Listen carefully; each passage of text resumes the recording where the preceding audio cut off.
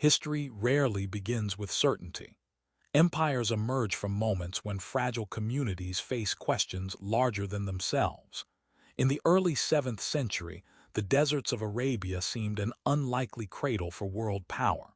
Tribes moved across sand guided by honor, lineage, trade, and survival. Yet within a single generation, these lands would produce leaders whose decisions reshaped continents and altered the destiny of millions. The story begins not with conquest but with belief, with a community learning to govern faith and power together. While history quietly prepared the stage for an empire, few observers could imagine rising from Arabia alone. Across the caravan route stretching from Mecca to Syria, merchants carried spices, leather, silver, and stories. Among those travelers lived a man whose message would challenge the political and spiritual foundations of Arabia. The Prophet Muhammad preached unity under one God and moral order stronger than tribal rivalry. His followers formed a community bound not by blood but by faith and responsibility. When persecution forced migration to Medina, the seeds of governance appeared. Revelation guided law, leadership demanded justice, and survival required strategy. The movement was spiritual, yet unmistakably political, preparing the framework from which the Rashidun Caliphate would rise. In Medina, the young Muslim community confronted immediate realities. Alliances had to be negotiated, markets regulated, disputes judged, and defenses organized against hostile tribes and powerful neighbors. Muhammad served as prophet, statesman, judge, and commander. Under his guidance, the Constitution of Medina outlined mutual obligations between Muslims, Jewish clans, and allied groups. Authority rested on consultation, accountability, and loyalty to a shared covenant. The experiment was fragile but transformative. For the first time, many Arab tribes experienced unity beyond lineage.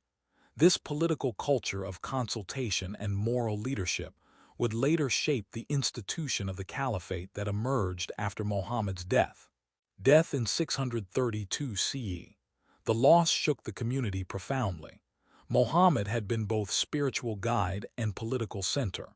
Without him, the question of leadership threatened to fracture the fragile union of tribes newly tied by faith. Who could lead believers yet claim no prophethood? Who could command loyalty across Arabia without reigniting tribal rivalries? In the gathering at Saqafa, the companions debated urgently. Their decision would create a new political model, the Caliph, successor responsible for protecting religion and governing the community. The choice fell upon Abu Bakr, trusted friend of Muhammad and early champion of Islam. History held its breath. Abu Bakr inherited a state still forming. Several tribes renounced allegiance after Muhammad's death, believing their obligations ended with the Prophet.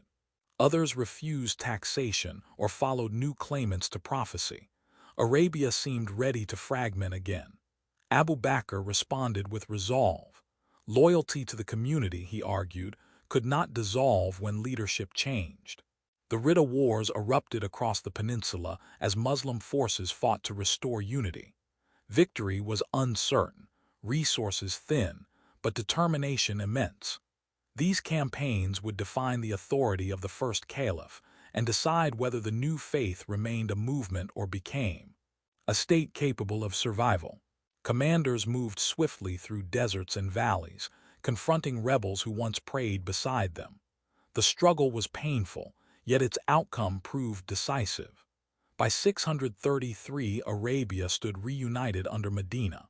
More importantly, the community had discovered that leadership could continue beyond prophecy. Authority rested in stewardship rather than revelation. Abu Bakr now faced another challenge. What direction should this united Arabia take? Idle warriors risked renewed conflict among themselves. Beyond the desert lay the exhausted empires of Byzantium and Persia. Opportunity and danger waited together on the frontier of history, where small decisions could unleash transformations no one predicted. Abu Bakr authorized expeditions northward, partly to channel tribal energy, partly to secure borders. Early raids soon became organized campaigns. Muslim armies led by commanders such as Khalid ibn al-Walid moved with remarkable speed. They carried little baggage but immense conviction. Opposing them were imperial garrisons accustomed to slower warfare and strained by decades of Byzantine-Persian rivalry. Victories at places like Ajnadain hinted at a stunning possibility. The desert community might expand beyond Arabia itself. Yet Abu Bakr would not live to witness the full scale of what he had set in motion across the Middle East. In 634, illness overtook the aging Caliph. Knowing the fragile state still required unity, Abu Bakr nominated Umar ibn al-Khattab as successor. The decision balanced continuity with strength. Umar was known for discipline, justice, and fierce commitment to accountability. When Abu Bakr died, the transition occurred peacefully, establishing a precedent that leadership could pass through consultation rather than hereditary claim. The young caliphate had survived its first crisis. Yet the campaigns already underway would soon draw Umar into confrontations far larger than anyone in Medina initially imagined. The stage was set for expansion on a scale unseen in Arabian history. Under Umar's command, strategy replaced improvisation. Armies were organized into disciplined units, supply routes secured, and capable governors appointed over new territories. Battles at Yarmouk against Byzantium and Qadisiyyah against Persia shattered imperial defenses. Cities like Damascus and Ctesiphon fell within years. Yet conquest alone did not define the emerging order. Umar insisted on administrative systems that protected local populations, regulated taxation, and prevented generals from turning victories into personal kingdoms. The caliphate was becoming not merely an army, but a governing civilization expanding across fertile valleys and ancient roads linking continents. Still greater tests awaited. Beyond the horizon, expansion created wealth, diversity, and new political pressures. Arab warriors settled in garrison towns like Kufa and Fustat, while administrators struggled to balance tribal expectations with imperial responsibility. Umar ruled with austere simplicity, walking Medina streets at night to hear grievances himself. Yet governing lands stretching from Egypt to Persia demanded institutions stronger than personal virtue alone. How could a community founded on equality manage empire without losing its principles? The question hovered over every decision. Soon events would test the system again, ushering the caliphate into triumph, turmoil, and transformation that would shape Islamic history forever. As Umar advanced, the state matured. Registers recorded soldiers and stipends, canals revived agriculture, and judges enforced law rooted in revelation and precedent. Conquered peoples often found lighter taxation than under previous empires. This pragmatic governance helped stabilize vast territories astonishingly quickly. Yet expansion also magnified responsibility. Communication across deserts and mountains took months. Local commanders wielded immense influence. Umar understood that justice must remain visible or legitimacy would crumble. Therefore, he dismissed corrupt officials publicly and demanded accountability even from celebrated generals. Authority belonged to the community, he insisted, not to dynasties or conquerors. This philosophy would define the character of the Rashidun era. Yet history rarely allows stability for long. In 644, Umar was fatally wounded by an assassin while leading prayer in Medina. His death again forced the Muslims to confront succession. Before dying, he created a council of respected companions tasked with selecting the next caliph. Their deliberations revealed tensions between senior families and rising provincial elites enriched by conquest. Ultimately, they chose Uthman ibn Affan, an early convert and respected elder of the Quraysh tribe. Many hoped his gentle nature would preserve unity across the rapidly expanding empire that Umar had forged with iron discipline.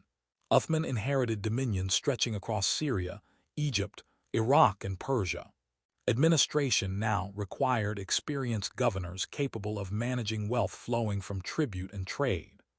Uthman appointed several relatives from the Umayyad clan to key posts, believing family loyalty ensured stability. Critics, however, suspected favoritism and feared concentration of power. Complaints from provinces slowly reached Medina. Meanwhile, the Caliph sponsored one of the most enduring achievements of Islamic history, the standardized compilation of the Quran. Copies were distributed across the empire to preserve uniform recitation. Even amid political tension, the spiritual foundation of the community grew stronger. Yet storms were already gathering beneath the surface. Soldiers in distant garrisons compared stipends and privileges, tribal leaders debated influence, and provincial grievances intensified. Opposition groups accused governors of arrogance and misuse of authority.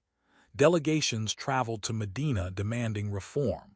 Uthman attempted compromise but hesitated to dismiss loyal relatives. The perception of injustice proved dangerous. In 656, rebels from Egypt and Iraq surrounded the Caliph's house. For weeks, tension filled the city founded by the Prophet himself. Finally, violence erupted. Uthman was killed while reading the Quran, an event that shattered unity and marked the beginning of Islam's first great civil war known as the First Fitna. Shock rippled across the Caliphate. Many believers feared the community founded on justice had turned its weapons inward. Leadership now passed to Ali ibn Abi Talib, cousin and son-in-law of the Prophet. Revered for knowledge and integrity, Ali accepted authority reluctantly, aware the state already stood on the edge of fracture. Some demanded immediate punishment of Uthman's killers before recognizing the new caliph. Others rallied around Ali, hoping he would restore fairness and restraint after years of growing tension. The struggle ahead would test loyalties, reshape politics, and redefine the meaning of unity within the Islamic world. Armies once united against external empires now marched against fellow Muslims. The Battle of the Camel erupted near Basra between forces loyal to Ali and those led by Aisha, Talha, and Zubair, who demanded justice for Uthman. Fighting ended with Ali's victory yet left deep scars within the community. Soon another rival emerged, Muawiyah, governor of Syria and relative of the slain caliph. Refusing allegiance until vengeance was served, he mobilized Syria's disciplined army. The confrontation culminated at the Battle of Siffin along the Euphrates in 657, where arbitration replaced decisive victory and prolonged the crisis, shaking the foundations of authority. Arbitration satisfied few. Some supporters abandoned Ali, arguing judgment belonged only to God. These dissenters became known as the Kharijites, a radical movement condemning both leaders. Violence spread across Iraq and Arabia as factions hardened. Ali struggled to preserve unity while confronting rebellion on multiple fronts. His capital shifted from Medina to Kufa, closer to the turbulent eastern provinces. The change symbolized how rapidly the center of power had moved from the Prophet's city to the new military towns of the empire. Amid turmoil, Ali continued emphasizing justice, consultation, and restraint even toward enemies. Yet destiny approached, quietly in the shadows. In 661, a Kharijite assassin struck Ali with a poisoned blade during prayer in Kufa. His death ended the era of the fourth caliph, and the last leader later remembered as one of the Rashidun, the rightly guided. For many Muslims, the period symbolized governance rooted in humility and consultation, rather than hereditary monarchy. Yet the political vacuum opened the door for a new order. Muawiyah soon established the Umayyad dynasty, transforming the caliphate into a hereditary empire centered in Damascus. The revolutionary generation that built the first Islamic empire had passed into memory, leaving lessons etched deeply into history. In scarcely 3 decades, the Rashidun Caliphate expanded from a fragile community in Medina to dominion stretching across the Middle East and beyond. Its leaders confronted rebellion, imperial war, administrative innovation, and civil conflict with extraordinary speed. Their choices forged institutions that shaped later Islamic governance for centuries. Yet the era also revealed how rapid success could strain ideals of unity and justice. The tension between principle and power would haunt every successor state claiming the caliphate after them. Still, the memory of those first four leaders endured as a benchmark against which later rulers measured themselves and were judged by history. Abu Bakr preserved unity when the community might have collapsed. Umar transformed conquest into governance guided by accountability. Uthman safeguarded the Quran even as political tensions mounted. Ali embodied principle amid civil war that threatened the soul of the young empire. Together, their era proved that leadership rooted in moral responsibility could reshape the world with astonishing speed. Yet their struggles also warned that power demands institutions strong enough to survive human disagreement and ambition. The next chapter of history would explore how the empire they built continued expanding while transforming into something very different from the austere vision of its founders. The Umayyads inherited vast lands won by Rashidun armies, yet governed through royal courts and dynastic succession. Many accepted this change as necessary for stability after years of civil war. Others mourned the passing of the consultative spirit associated with the early caliphs. Still, the memory of Abu Bakr, Umar, Uthman, and Ali continued inspiring scholars, reformers, and believers seeking models of ethical leadership. Their stories traveled with merchants, soldiers, and teachers across new Muslim societies, forming from Spain to Central Asia. In this way, the Rashidun legacy extended far beyond their brief years of rule. Generations later, historians would debate every decision these caliphs made. The firmness of Abu Bakr during the Ridda Wars, the administrative genius of Umar, the controversies surrounding Uthman's governors, and the tragic conflicts faced by Ali. Yet beyond argument remained one undeniable fact.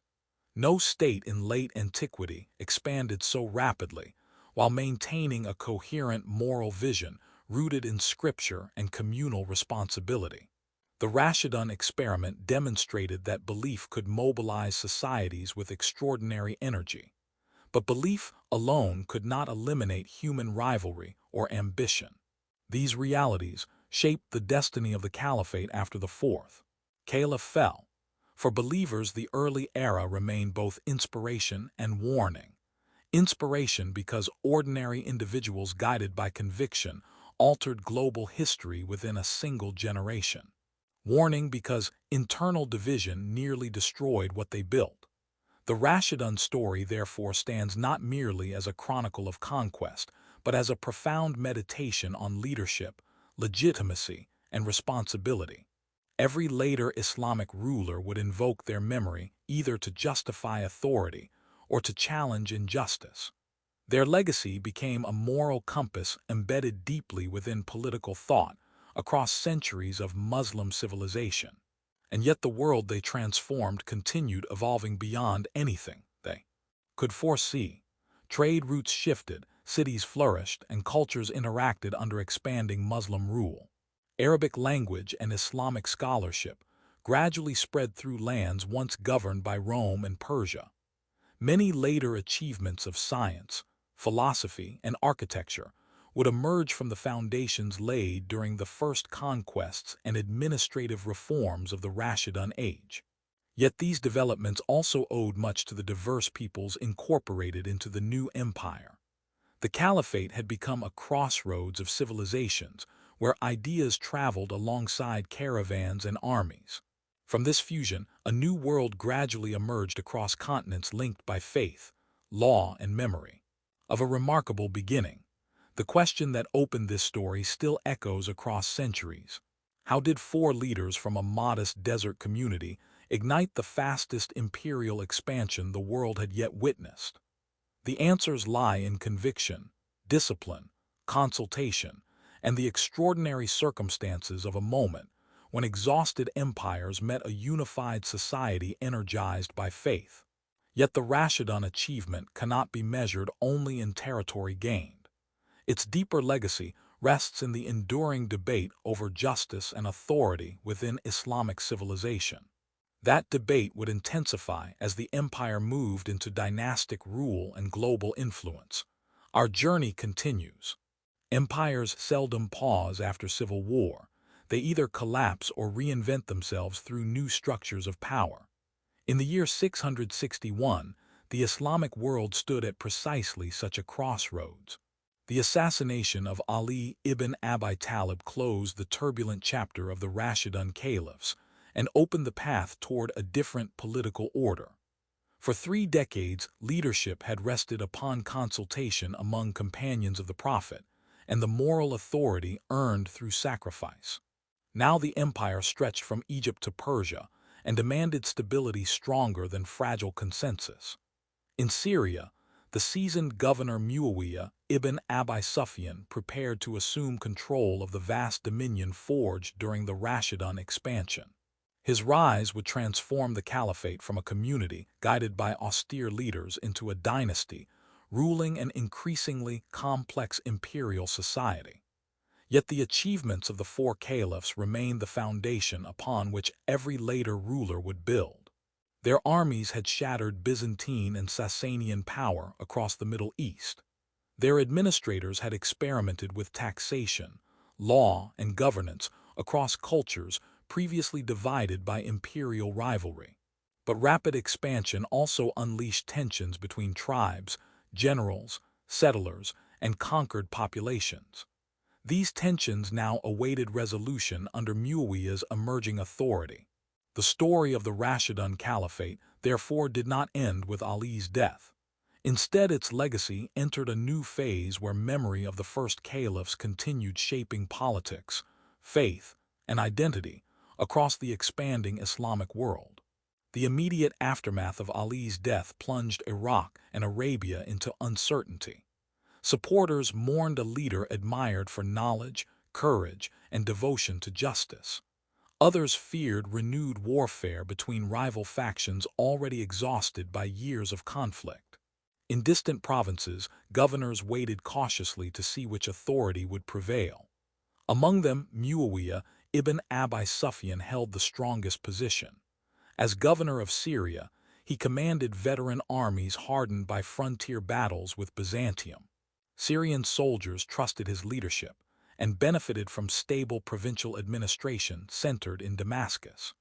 Muawiyah understood, however, that force alone could not legitimize rule over a community still remembering the consultative ideals of the Rashidun era. He therefore pursued a strategy combining diplomacy, patience, and calculated displays of authority. Envoys traveled between Syria, Iraq, and Arabia seeking pledges of allegiance. Many leaders accepted his claim, hoping strong centralized rule might end the cycle of rebellion that had plagued the final years of Ali's caliphate. In 661, a broad coalition acknowledged Muawiyah as caliph. With that recognition, the Umayyad dynasty formally emerged, and the capital shifted from Medina to Damascus. The transformation marked a decisive turning point in Islamic political history. Muawiyah inherited not merely territory, but the administrative systems created by the Rashidun rulers. Registers of soldiers and stipends organized under Umar continued functioning. Taxation policies designed to govern diverse populations remained largely intact. Cities such as Kufa, Basra, and Fustat still served as garrison centers where Arab soldiers lived apart from local communities while receiving state salaries. Muawiyah recognized the value of these structures and avoided dismantling them. Instead, he strengthened provincial governance by appointing experienced administrators and maintaining reliable communication with Damascus. Stability rather than sudden reform became his priority. After decades of rapid conquest and civil conflict, the empire required consolidation. Trade routes reopened across Syria and Iraq. Agricultural lands damaged during warfare were restored through irrigation projects. Merchants again traveled between Egypt, Arabia, and Persia carrying grain, textiles, and precious metals. Under Muawiyah, the caliphate gradually shifted from an expanding war machine into a functioning imperial state. Yet the memory of the Rashidun Caliphs continued influencing public expectations of justice and restraint in leadership. Beyond internal consolidation lay the persistent frontier with the Byzantine Empire. During the Rashidun era, Muslim armies had seized Syria and Egypt, but Byzantium remained a formidable rival, controlling Anatolia and the Mediterranean seas. Muawiyah had spent years fighting Byzantine forces while serving as Syrian governor. Now as caliph, he intensified campaigns along the northern frontier. Raids into Anatolia occurred almost annually, testing imperial defenses and securing plunder for Syrian troops. At sea, the caliphate developed its first serious naval power, launching fleets from Mediterranean ports such as Tyre and Alexandria. These fleets challenged Byzantine dominance and carried Muslim forces across the waters that had long symbolized Roman strength. The most ambitious operation came with the attempt to besiege Constantinople itself. Though the city ultimately resisted, the campaign demonstrated the remarkable transformation of the Islamic State. Within one generation, the community founded in Medina had evolved into a power capable of challenging the greatest surviving empire of late antiquity. While warfare continued on distant frontiers, Muawiyah devoted equal attention to the delicate politics of legitimacy. The Rashidun Caliphs had been chosen through consultation among leading companions. Muawiyah's rule, however, rested on dynastic authority and military backing. To secure stability, he introduced a controversial innovation: the nomination of his son, Yazid, as successor. By establishing hereditary succession, Muawiyah hoped to prevent the destructive disputes that had followed the deaths of previous caliphs. Yet many prominent Muslims viewed the decision as a departure from the principles of consultation that defined the earlier era. Opposition remained largely subdued during Muawiyah's lifetime, because his leadership maintained relative peace and prosperity. Nevertheless, resentment quietly simmered among influential families in Medina and Iraq, who believed the caliphate should remain a trust of the community rather than a royal inheritance. These tensions would soon erupt with profound consequences for Islamic history. Muawiyah ruled for nearly 2 decades, longer than any Rashidun caliph. His reign stabilized the empire after years of civil war and extended its frontiers across North Africa and Central Asia. Yet the unresolved question of succession overshadowed his achievements.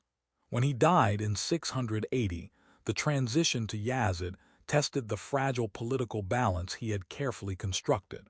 Some leaders accepted the new ruler, believing continuity preferable to renewed conflict. Others refused allegiance. Among the most prominent critics was Hussein ibn Ali, grandson of the Prophet and son of the 4th Rashidun Caliph. Many Muslims regarded Hussein as a symbol of moral legitimacy rooted in the Prophet's family. When supporters in Iraq invited him to challenge Yazid's rule, Hussein faced a decision that would alter Islamic memory forever. The journey of Hussein from Mecca toward Kufa became one of the most dramatic episodes in early Islamic history. Accompanied by a small group of family members and loyal followers, he hoped to rally opposition against the Umayyad dynasty.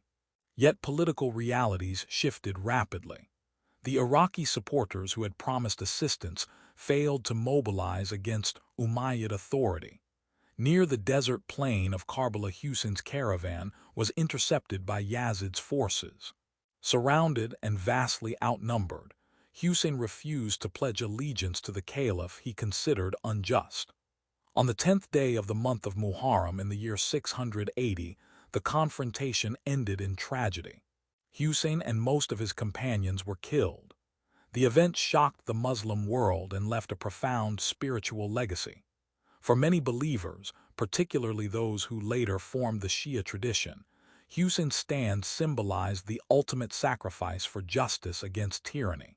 The tragedy of Karbala reverberated across the empire, intensifying debates about legitimacy and moral leadership that had begun during the Rashidun period.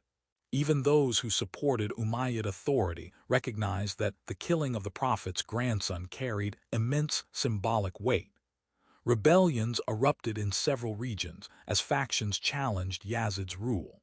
In Medina, opposition leaders briefly expelled Umayyad officials before being defeated by Syrian forces. In Mecca, the rebel Abdullah ibn al-Zubayr established an alternative claim to the caliphate, controlling much of Arabia for several years. The empire again faced fragmentation reminiscent of the earlier civil wars. Yet unlike the conflicts of the Rashidun era, these struggles occurred within a framework increasingly defined by dynastic politics and regional loyalties rather than purely communal consultation. Amid these upheavals, the memory of the Rashidun Caliphs remained a powerful reference point. Scholars, jurists, and storytellers preserved accounts of their humility, justice, and devotion to public welfare. These narratives shaped emerging Islamic political thought.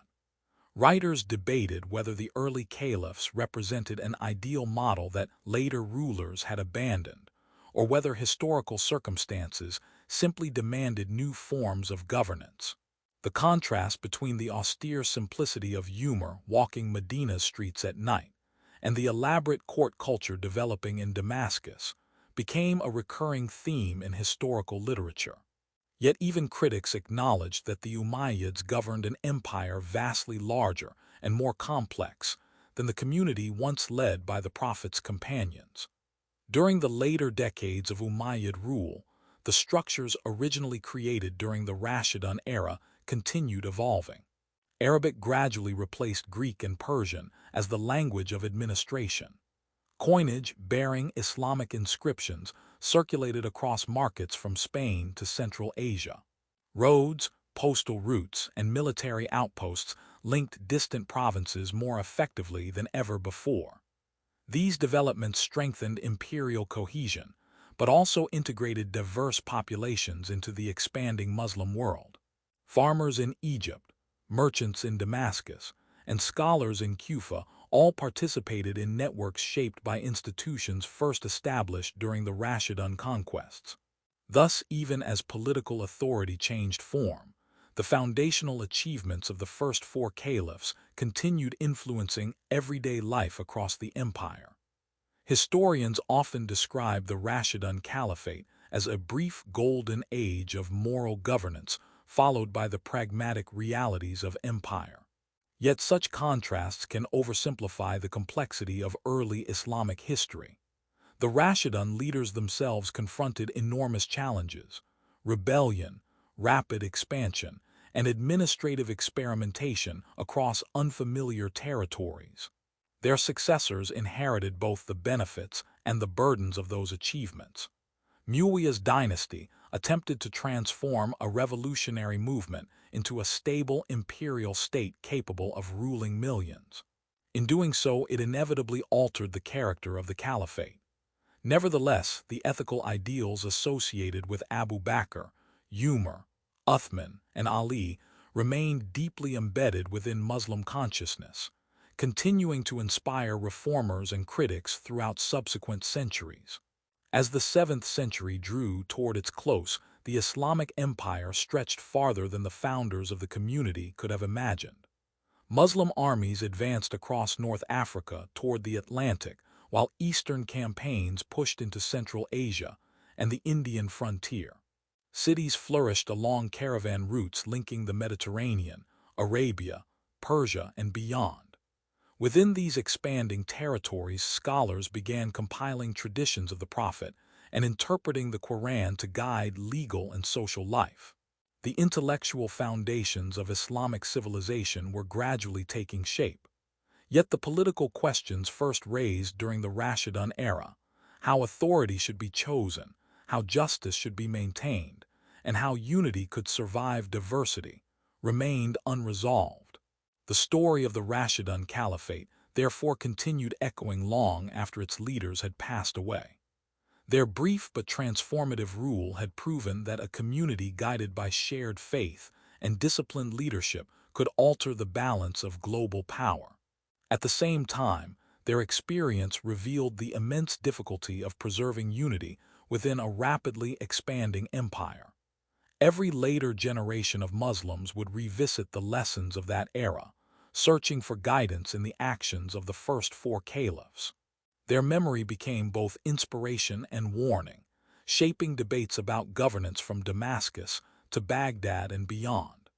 The next chapter of our journey will return to the dramatic years when those four leaders first carried the banner of the new faith beyond Arabia's deserts.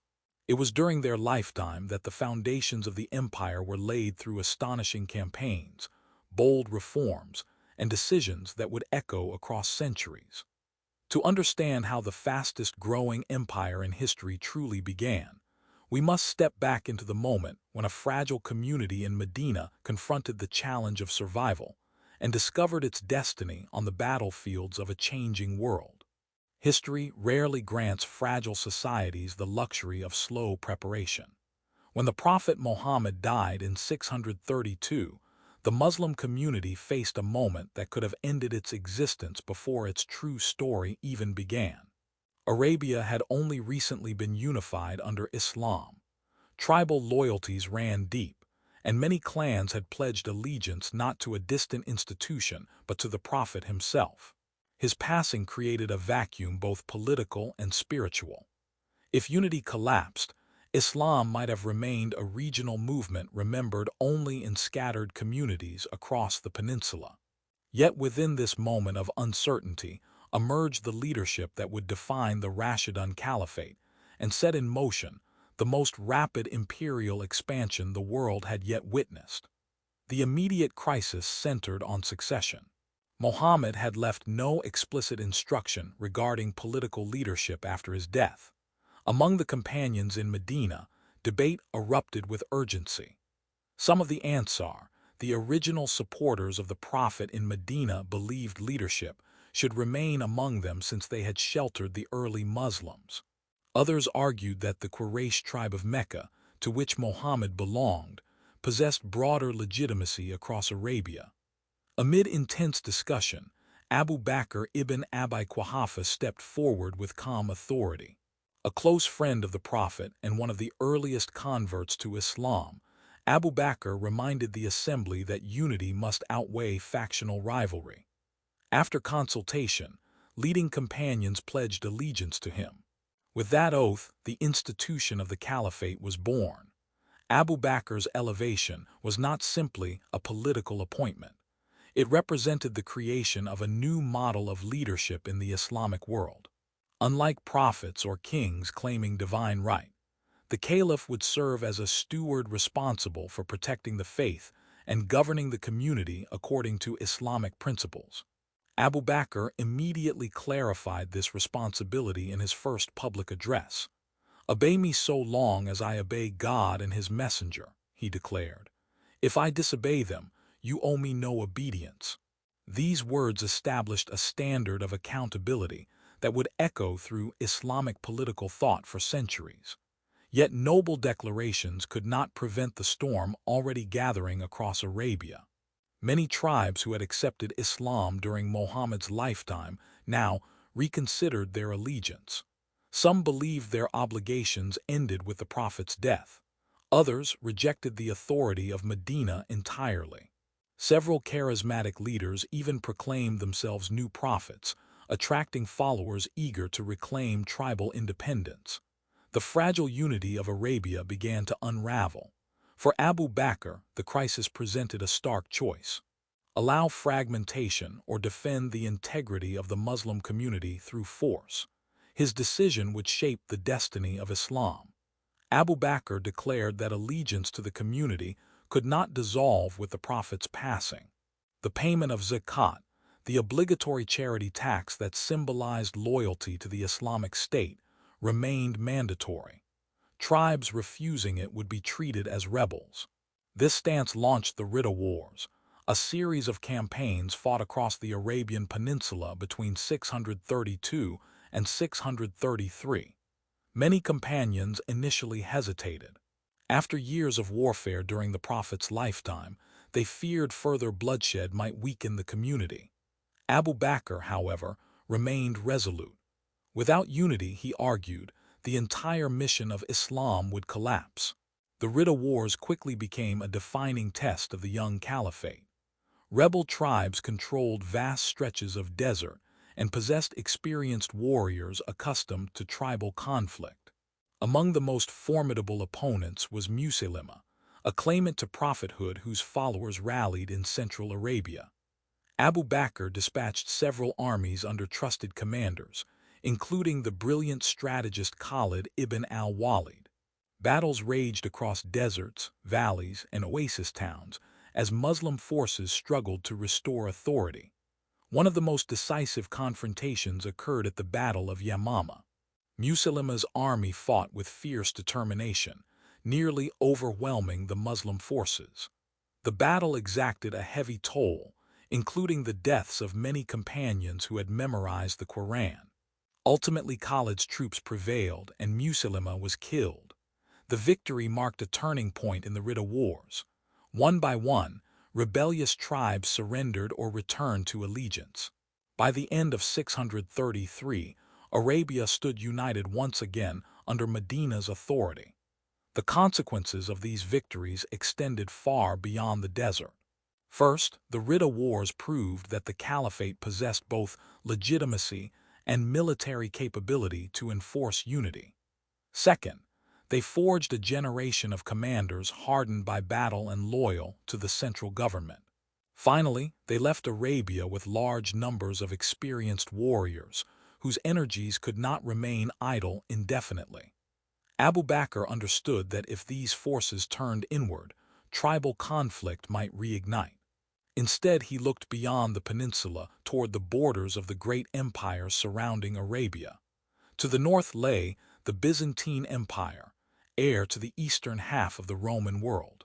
For centuries, Byzantine authority had dominated the eastern Mediterranean, ruling cities such as Damascus, Jerusalem, and Alexandria.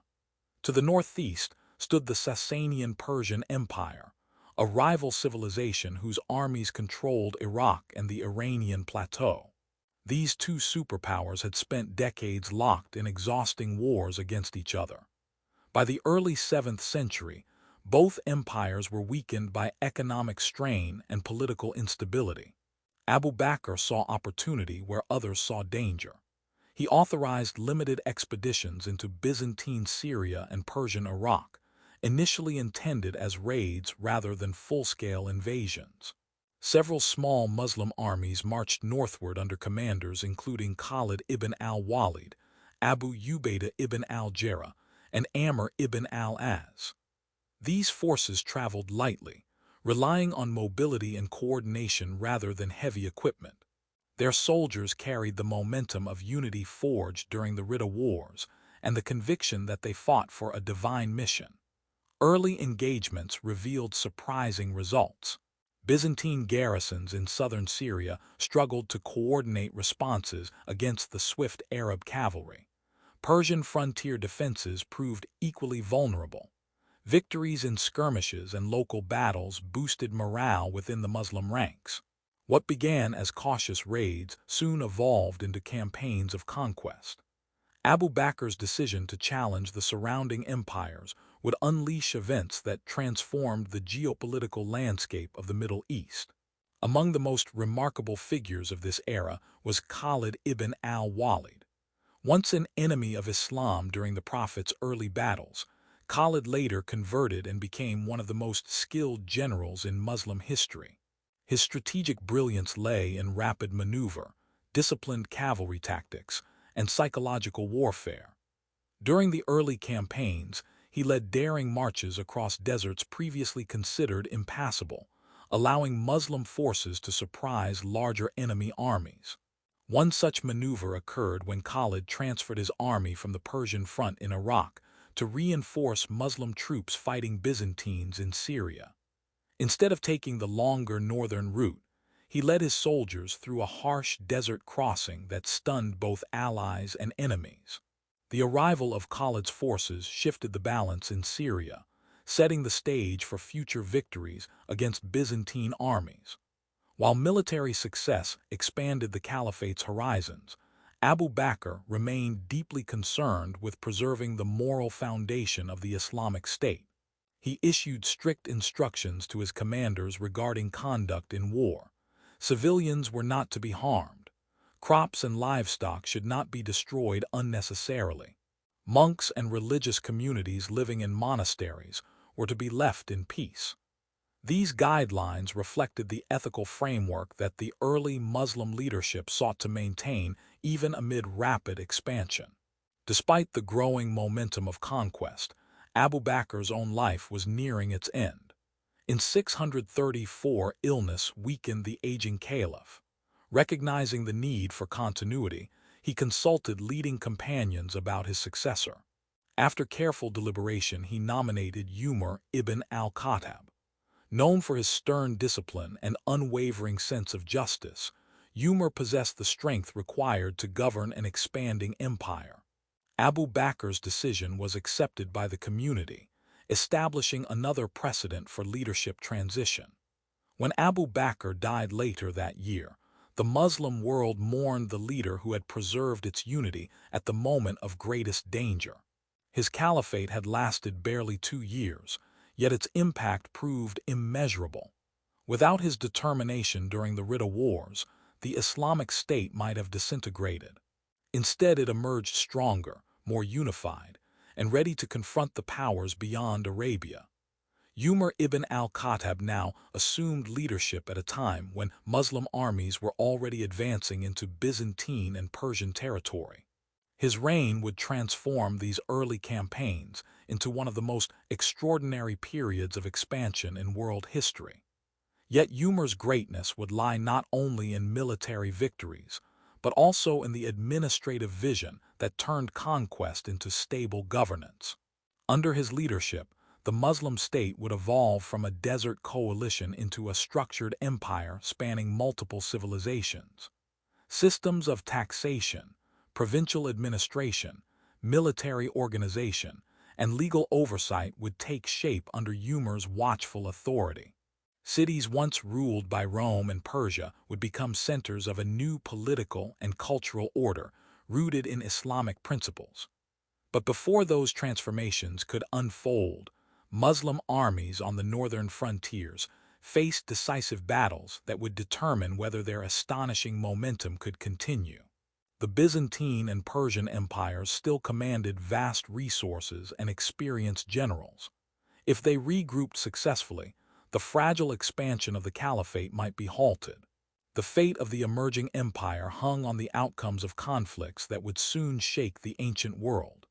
In the deserts beyond Syria and the fertile plains of Iraq, 2 great confrontations approached, battles whose names would echo through history. Yarmouk and Qadisiyyah. These clashes would not only decide the future of the Rashidun Caliphate, but also mark the end of centuries of imperial dominance by Rome and Persia in the Middle East. The warriors of Arabia, once divided by tribal rivalries, were about to challenge the greatest powers of their age. And as the armies marched toward destiny, the world stood on the threshold of transformation. Empires do not fall quietly. When Umar ibn al-Khattab assumed leadership of the Muslim community in 634, the armies of the Rashidun Caliphate were already advancing into lands ruled for centuries by the Byzantine and Sasanian empires. What had begun under Abu Bakr as cautious frontier expeditions was now becoming something far more consequential. The deserts of Arabia had forged a disciplined generation of soldiers, and their commanders possessed a rare combination of mobility, conviction, and strategic insight. Yet the road ahead would test them against the most formidable military traditions of the ancient world. Umar understood that conquest without order would bring chaos. Before expanding campaigns further, he focused on strengthening coordination between Muslim armies operating across multiple fronts. Communication lines between Medina and distant battlefields were organized with greater efficiency. Commanders received clearer directives, emphasizing unity of purpose and discipline among troops drawn from different tribes. The Caliph also insisted that leaders remain accountable to the central authority of the state. Victories, he believed, belonged not to individual generals but to the entire community. Beyond Arabia, the geopolitical landscape favored bold action. The Byzantine Empire had recently emerged from a devastating series of wars against the Sasanian Persians. Though Emperor Heraclius had ultimately defeated Persia, the decades of conflict left both empires weakened. Cities lay damaged, treasuries depleted, and frontier defenses stretched thin. In this moment of exhaustion, the armies of the Rashidun Caliphate appeared on the horizon, small compared to imperial legions but astonishingly determined. The first great confrontation unfolded in the lands of Syria. Byzantine commanders gathered large forces composed of imperial troops, local levies, and allied contingents from Armenia and other regions. Their goal was clear: halt the Muslim advance before it could threaten major cities such as Damascus and Jerusalem. Muslim forces meanwhile operated in several columns, gradually converging under unified leadership. Among their commanders stood Khalid ibn al-Walid, whose reputation for battlefield brilliance had already spread throughout the region. The decisive encounter came in the year 636 near the banks of the Yarmouk River. The battlefield stretched across a rugged plateau bordered by deep ravines. Byzantine forces vastly outnumbered the Muslim army and included heavily armored infantry supported by cavalry. Yet the terrain favored maneuver rather than rigid formations, a factor that Khalid understood immediately. He reorganized the Muslim forces into flexible units capable of rapid response across the battlefield. For several days, intense fighting raged. Byzantine assaults sought to break the Muslim lines through sheer weight of numbers. Waves of infantry advanced under the protection of shields, while cavalry attempted flanking movements. Yet the Rashidun soldiers fought with extraordinary resilience. Khalid's mobile reserves countered enemy breakthroughs, while coordinated cavalry charges disrupted Byzantine formations. The climax arrived during a massive counterattack led by Muslim cavalry sweeping across the plateau. Byzantine troops, pressed toward the ravines and unable to regroup effectively, began to collapse. Thousands fell during the chaotic retreat. The Battle of Yarmouk ended in decisive victory for the Rashidun Caliphate. In a single campaign, the Byzantine hold over much of Syria was shattered. The consequences of Yarmouk echoed across the eastern Mediterranean. Cities that had long relied on Byzantine protection now faced the reality of Muslim authority. Damascus fell soon afterward, followed by other strategic centers throughout the region. Yet the Rashidun leadership sought not simply destruction but governance. Agreements were often negotiated with local populations, guaranteeing security of life, property, and religious practice in exchange for taxation and loyalty to the new administration. While the Syrian front witnessed the fall of Byzantine power, another struggle unfolded farther east against the Sasanian Empire. Persian rulers had governed Iraq and the Iranian plateau for centuries, commanding armies renowned for heavy cavalry and disciplined infantry. Yet internal turmoil weakened their ability to resist the rising Muslim state. Political instability, including rapid succession of rulers and court intrigue, undermined centralized command at a critical moment. Muslim forces advancing from Arabia into Iraq faced formidable challenges. The fertile plains between the Tigris and Euphrates rivers were defended by fortified cities and experienced Persian generals. Among the most important confrontations occurred near the town of Qadisiyyah. There, in 636, Muslim armies under the leadership of Sa'd ibn Abi Waqqas confronted a powerful Persian force commanded by the general Rostam. The battle unfolded over several intense days. Persian war elephants initially terrified Muslim horses and disrupted their formations. Yet adaptation quickly became a hallmark of the Rashidun commanders. Archers targeted the elephants' drivers while infantry units maneuvered to isolate them from supporting troops. Gradually, the advantage shifted. A final coordinated assault broke the Persian lines, and Rostam himself was killed during the collapse of his army. Victory at Qadisiyyah opened the road to one of the most significant cities in the Persian Empire, Ctesiphon, the imperial capital. Known for its grand palaces and vast wealth, the city symbolized centuries of Sasanian power. When Muslim forces entered Ctesiphon in 637, they encountered immense stores of treasure and imperial regalia, abandoned during the Persian retreat. Yet even amid this triumph, Umar reminded his commanders that conquest must serve the broader stability of the state rather than personal enrichment. With Syria and Iraq largely secured, the Rashidun Caliphate now controlled territories far beyond anything imagined during the early years in Medina. Yet expansion alone could not guarantee long-term success. Umar recognized that governing diverse populations across vast distances required new administrative systems. The Caliph therefore embarked on one of the most remarkable programs of institutional development in early Islamic history. One of his first measures involved organizing the military through a formal register known as the Diwan. Soldiers were recorded along with their tribal affiliations and stipends. Payments were distributed according to seniority and participation in earlier campaigns. This system ensured loyalty among troops while preventing uncontrolled accumulation of wealth by individual commanders. It also reinforced the principle that military service remained tied to the collective authority of the caliphate. Equally significant was Umar's approach to provincial governance. Newly conquered lands were divided into administrative regions overseen by appointed governors responsible for maintaining order and collecting taxes. However, these officials remained subject to strict oversight. Complaints from local populations could reach the caliph directly, and any governor accused of corruption faced investigation or dismissal. Umar's personal style reinforced this commitment to accountability. Despite ruling an empire stretching across multiple continents, he lived with remarkable simplicity. Historical accounts describe him wearing modest clothing and walking the streets of Medina without elaborate guards. At night, he sometimes traveled through the city listening for signs of hardship among ordinary people. Such behavior strengthened the perception that the caliph served as guardian of justice rather than distant monarch.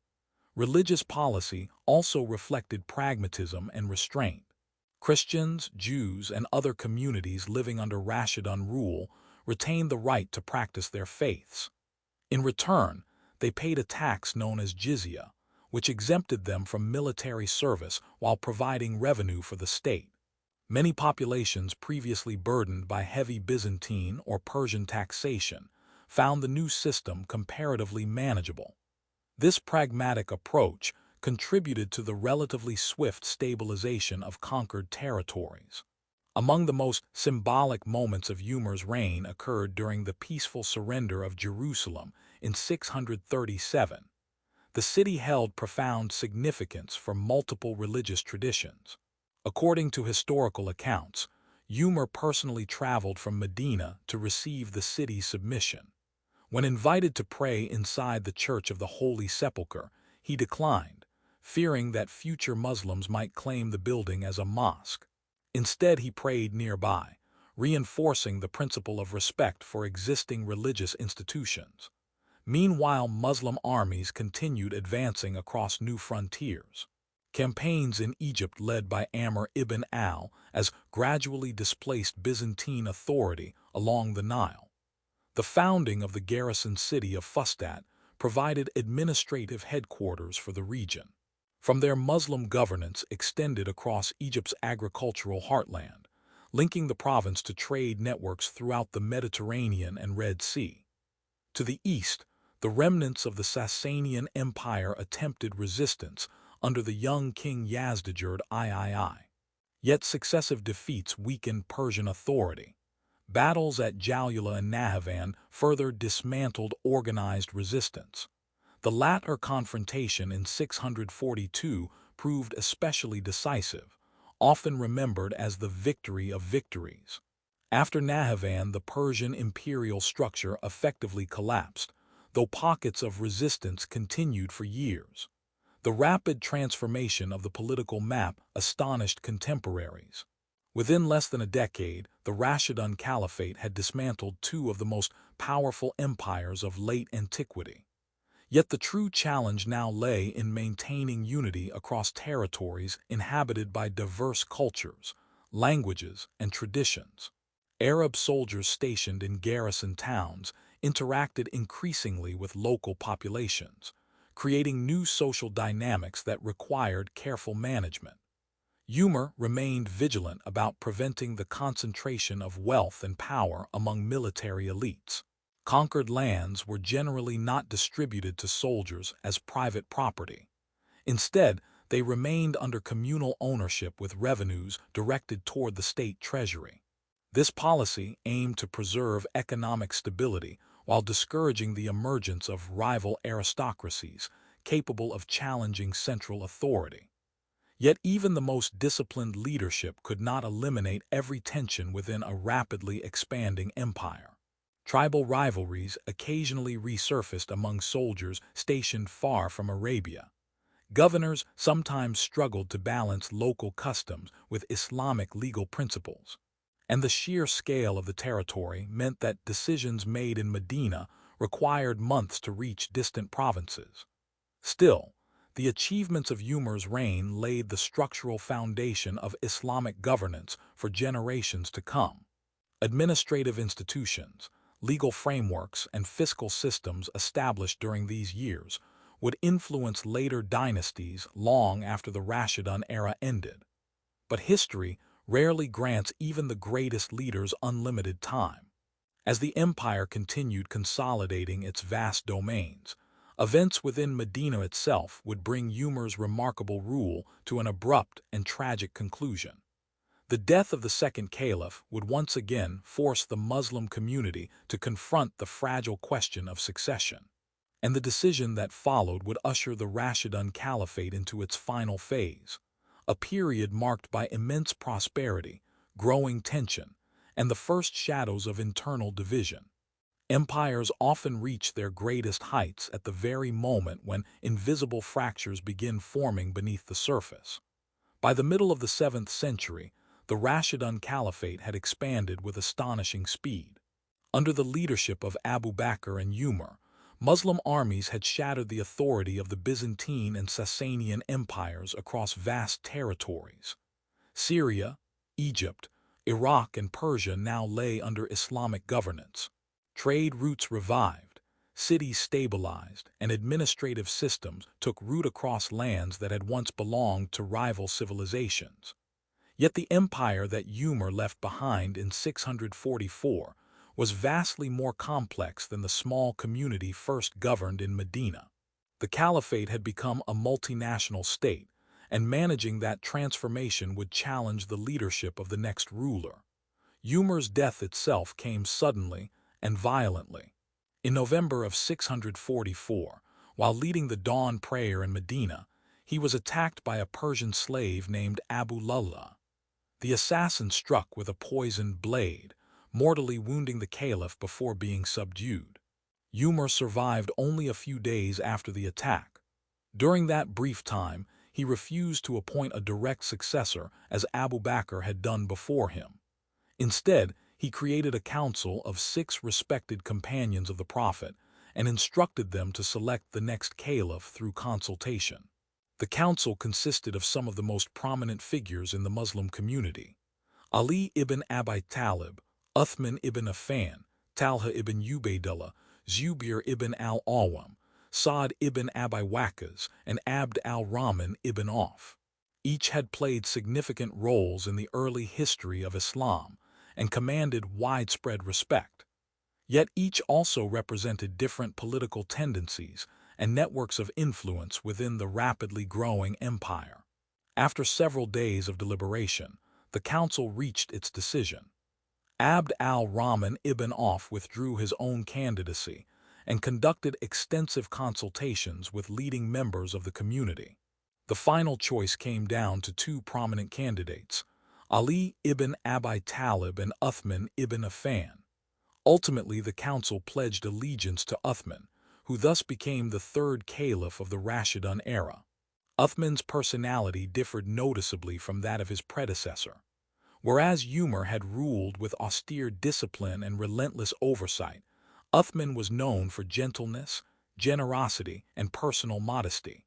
A wealthy merchant from the Quraysh tribe, he had been among the earliest converts to Islam and was twice married to daughters of the Prophet Muhammad, earning him the title Dhu al-Nurayn, the possessor of two lights.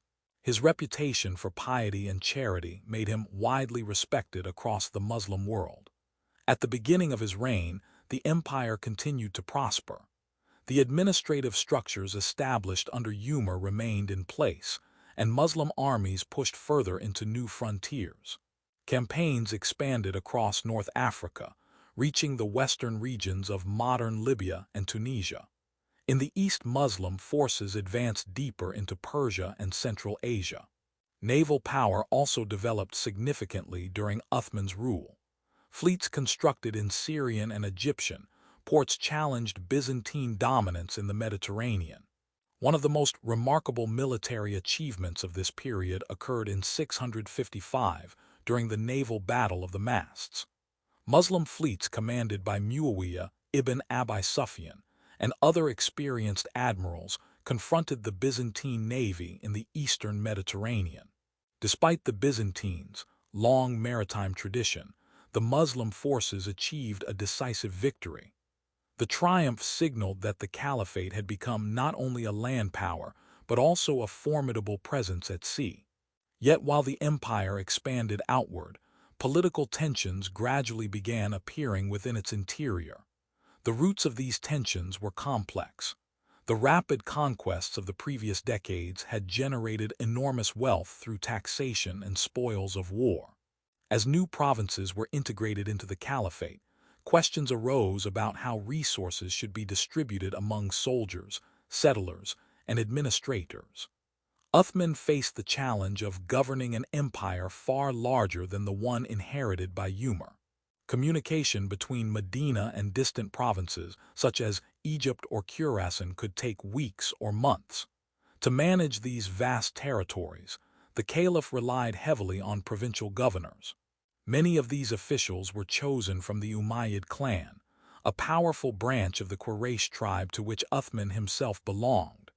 To Uthman, appointing trusted relatives ensured loyalty and administrative stability. However, critics viewed these appointments as favoritism that undermined the principle of equality among the companions of the Prophet. Complaints began emerging from garrison towns, such as Kufa and Basra, where soldiers accused certain governors of arrogance or misuse of authority. At first, these grievances appeared manageable. Delegations traveled to Medina to present their concerns directly to the caliph. Uthman often responded by offering reassurances or adjusting certain administrative decisions. Yet the underlying dissatisfaction did not disappear. As the empire's population grew more diverse, regional identities and political ambitions began shaping the attitudes of provincial elites. Amid these rising tensions, Uthman undertook one of the most enduring achievements in Islamic history, the standardization of the Quran. During the early decades after the Prophet's death, the Quran had been preserved through memorization and written fragments collected by companions. As Islam spread across vast territories, variations in recitation began appearing among different communities.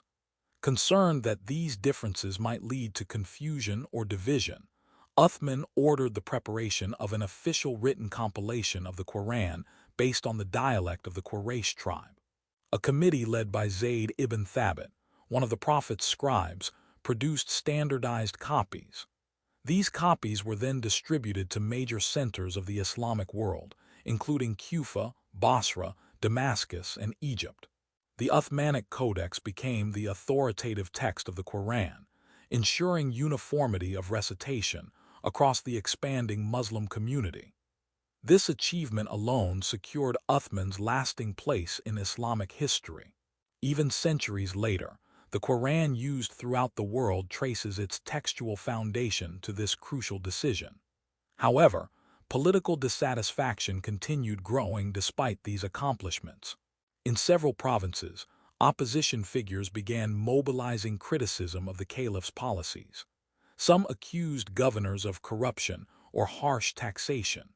Others argued that Uthman's reliance on family members concentrated too much power within the Umayyad clan. The garrison towns of Iraq proved especially volatile. Cities such as Kufa and Basra housed large populations of Arab soldiers who had participated in earlier conquests. These warriors expected continued privileges and influence within the state. When they perceived threats to their status, they often reacted with fierce political activism. In Egypt, similar tensions emerged. Complaints against the governor Abdullah ibn Sa'd ibn Abisar reached Medina, fueling broader dissatisfaction with Uthman's administration.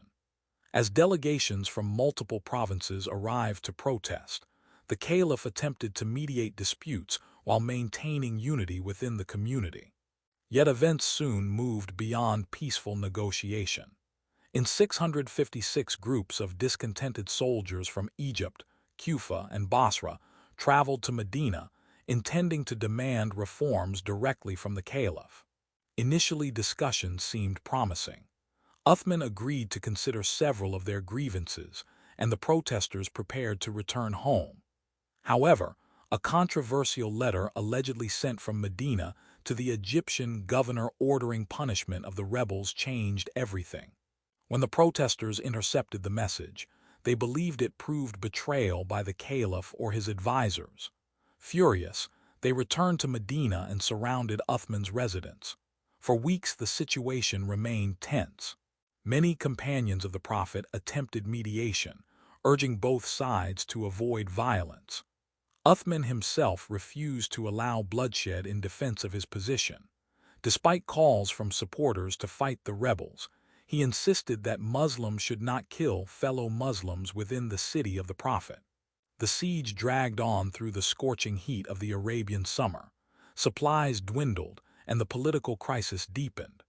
Finally, in June of 656, a group of rebels forced their way into the caliph's home.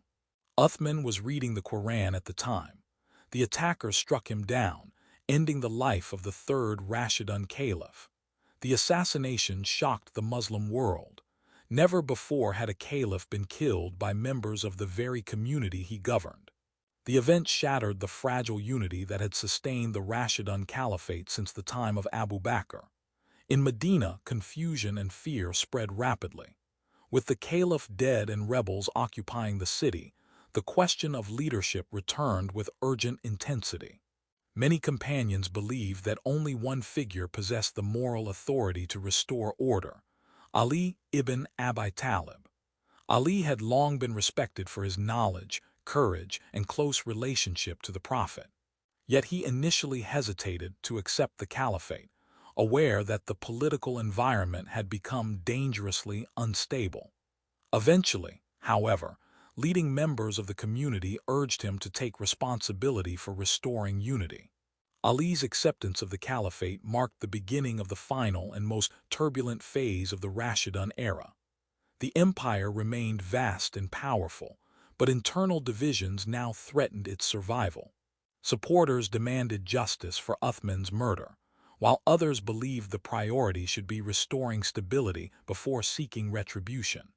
These conflicting demands would soon erupt into the first great civil war of Islamic history, a conflict known as the First Fitna. Armies once united against foreign empires would now march against each other across the very lands they had conquered together. The Rashidun Caliphate had achieved extraordinary expansion in barely 2 decades. Yet the same forces that created its strength, rapid conquest, tribal mobilization, and immense wealth, had also produced rivalries and expectations difficult to contain. The next chapter of this story would reveal how those tensions exploded into open conflict, forever changing the political landscape of the Islamic world. Empires often fracture not when they are weak, but when they are strong enough to contain competing visions of power. By the year 656, the Rashidun Caliphate ruled territories that stretched from the mountains of Persia to the shores of North Africa. Wealth flowed through the new empire, armies stood victorious on distant frontiers, and Islamic governance had taken root across civilizations that once served Rome and Persia.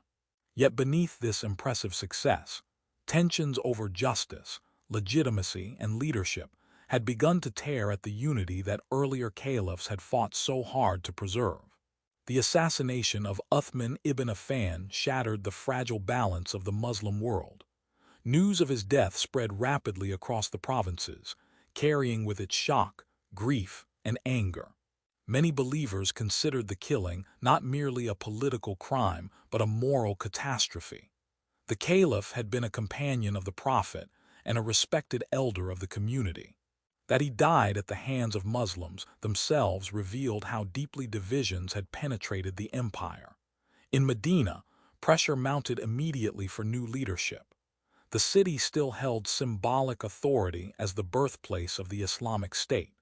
Rebels who had participated in the siege remained present, while companions of the Prophet debated how to restore order. Amid this uncertainty, attention turned once again to Ali ibn Abi Talib. Ali possessed unmatched credentials within the early Muslim community. Cousin and son-in-law of the Prophet Muhammad, he had grown up in the Prophet's household and had distinguished himself in numerous battles during the early struggles of Islam. Known for wisdom, courage, and deep knowledge of religious matters, Ali commanded respect among many factions. Yet accepting leadership under such volatile circumstances carried enormous risk. The caliphate he would inherit was not the United State governed by Abu Bakr or Umar. Instead, it was a fractured empire where powerful groups demanded different forms of justice. Some insisted that the murderers of Uthman be punished immediately. Others argued that stability must first be restored before pursuing retribution. Despite his reluctance, Ali eventually agreed to assume the caliphate. In 656, leading figures in Medina pledged allegiance to him, marking the beginning of his rule as the fourth Rashidun Caliph. His acceptance represented an attempt to restore legitimate leadership to a community on the verge of disintegration. Ali quickly faced a fundamental dilemma. Those responsible for Uthman's death were scattered among the rebel groups that had traveled from Iraq and Egypt. Many of these individuals remained armed and influential. Attempting immediate punishment could provoke further violence and perhaps ignite widespread rebellion. Ali therefore chose a cautious approach, prioritizing stabilization of the empire before pursuing legal accountability. This decision, though pragmatic, angered several prominent companions who believed justice for Uthman must come first. Among them were Talha ibn Ubaydullah and Zubair ibn al-Awwam, both respected veterans of the Prophet's early campaigns. They joined forces with Aisha, the widow of the Prophet, who had also become a vocal critic of the rebels responsible for the assassination. Together, these leaders gathered supporters and traveled to Basra in southern Iraq. Their stated goal was to demand justice for Uthman and mobilize opposition against those involved in his killing. The movement quickly attracted followers among soldiers and tribal groups who believed the caliph had failed to act decisively. Ali, meanwhile, relocated his base of operations from Medina to the city of Kufa. This decision reflected both strategic necessity and political reality. Iraq contained large garrison populations whose support was crucial for maintaining authority across the eastern provinces. From Kufa, Ali sought to negotiate with his opponents while preparing for the possibility of armed confrontation. Efforts at reconciliation continued for weeks. Representatives from both sides met repeatedly in hopes of avoiding violence. Many within the Muslim community feared that civil war would destroy the unity achieved through decades of sacrifice. Yet mistrust ran deep, and extremist factions within both camps undermined attempts at compromise. The inevitable confrontation occurred near Basra in late 656. The battle that followed would become known as the Battle of the Camel, named after the camel upon which Aisha rode during the conflict while directing her supporters. It marked the first large-scale military engagement between Muslim armies in the history of Islam. At first, negotiations seemed promising. Leaders on both sides expressed willingness to resolve their differences peacefully. However, a night attack by radical elements triggered chaos before final agreements could be reached. Fighting erupted suddenly across the battlefield. The clash proved intense and tragic. Thousands of Muslims fought against fellow believers in a struggle fueled by competing interpretations of justice and legitimacy. Ali's forces eventually gained the upper hand after a fierce engagement centered around Aisha's camel, which had become a rallying point for her troops. When the animal was finally brought down, resistance collapsed. Ali emerged victorious but deeply saddened by the outcome. He treated Aisha with respect and ensured her safe return to Medina under escort. Talha and Zubair, once close companions of the Prophet, both died during the conflict. The battle ended one immediate challenge to Ali's authority, yet it also confirmed that the Muslim community had entered a new and dangerous era of internal warfare. Even as the dust settled at Basra, another formidable opponent prepared to challenge the Caliph's rule. In Syria, Muawiyah ibn Abi Sufyan governed as provincial leader. Muawiyah was a relative of the slain Caliph Uthman and a seasoned administrator who had ruled Syria for years under previous caliphs. His province remained stable and militarily strong.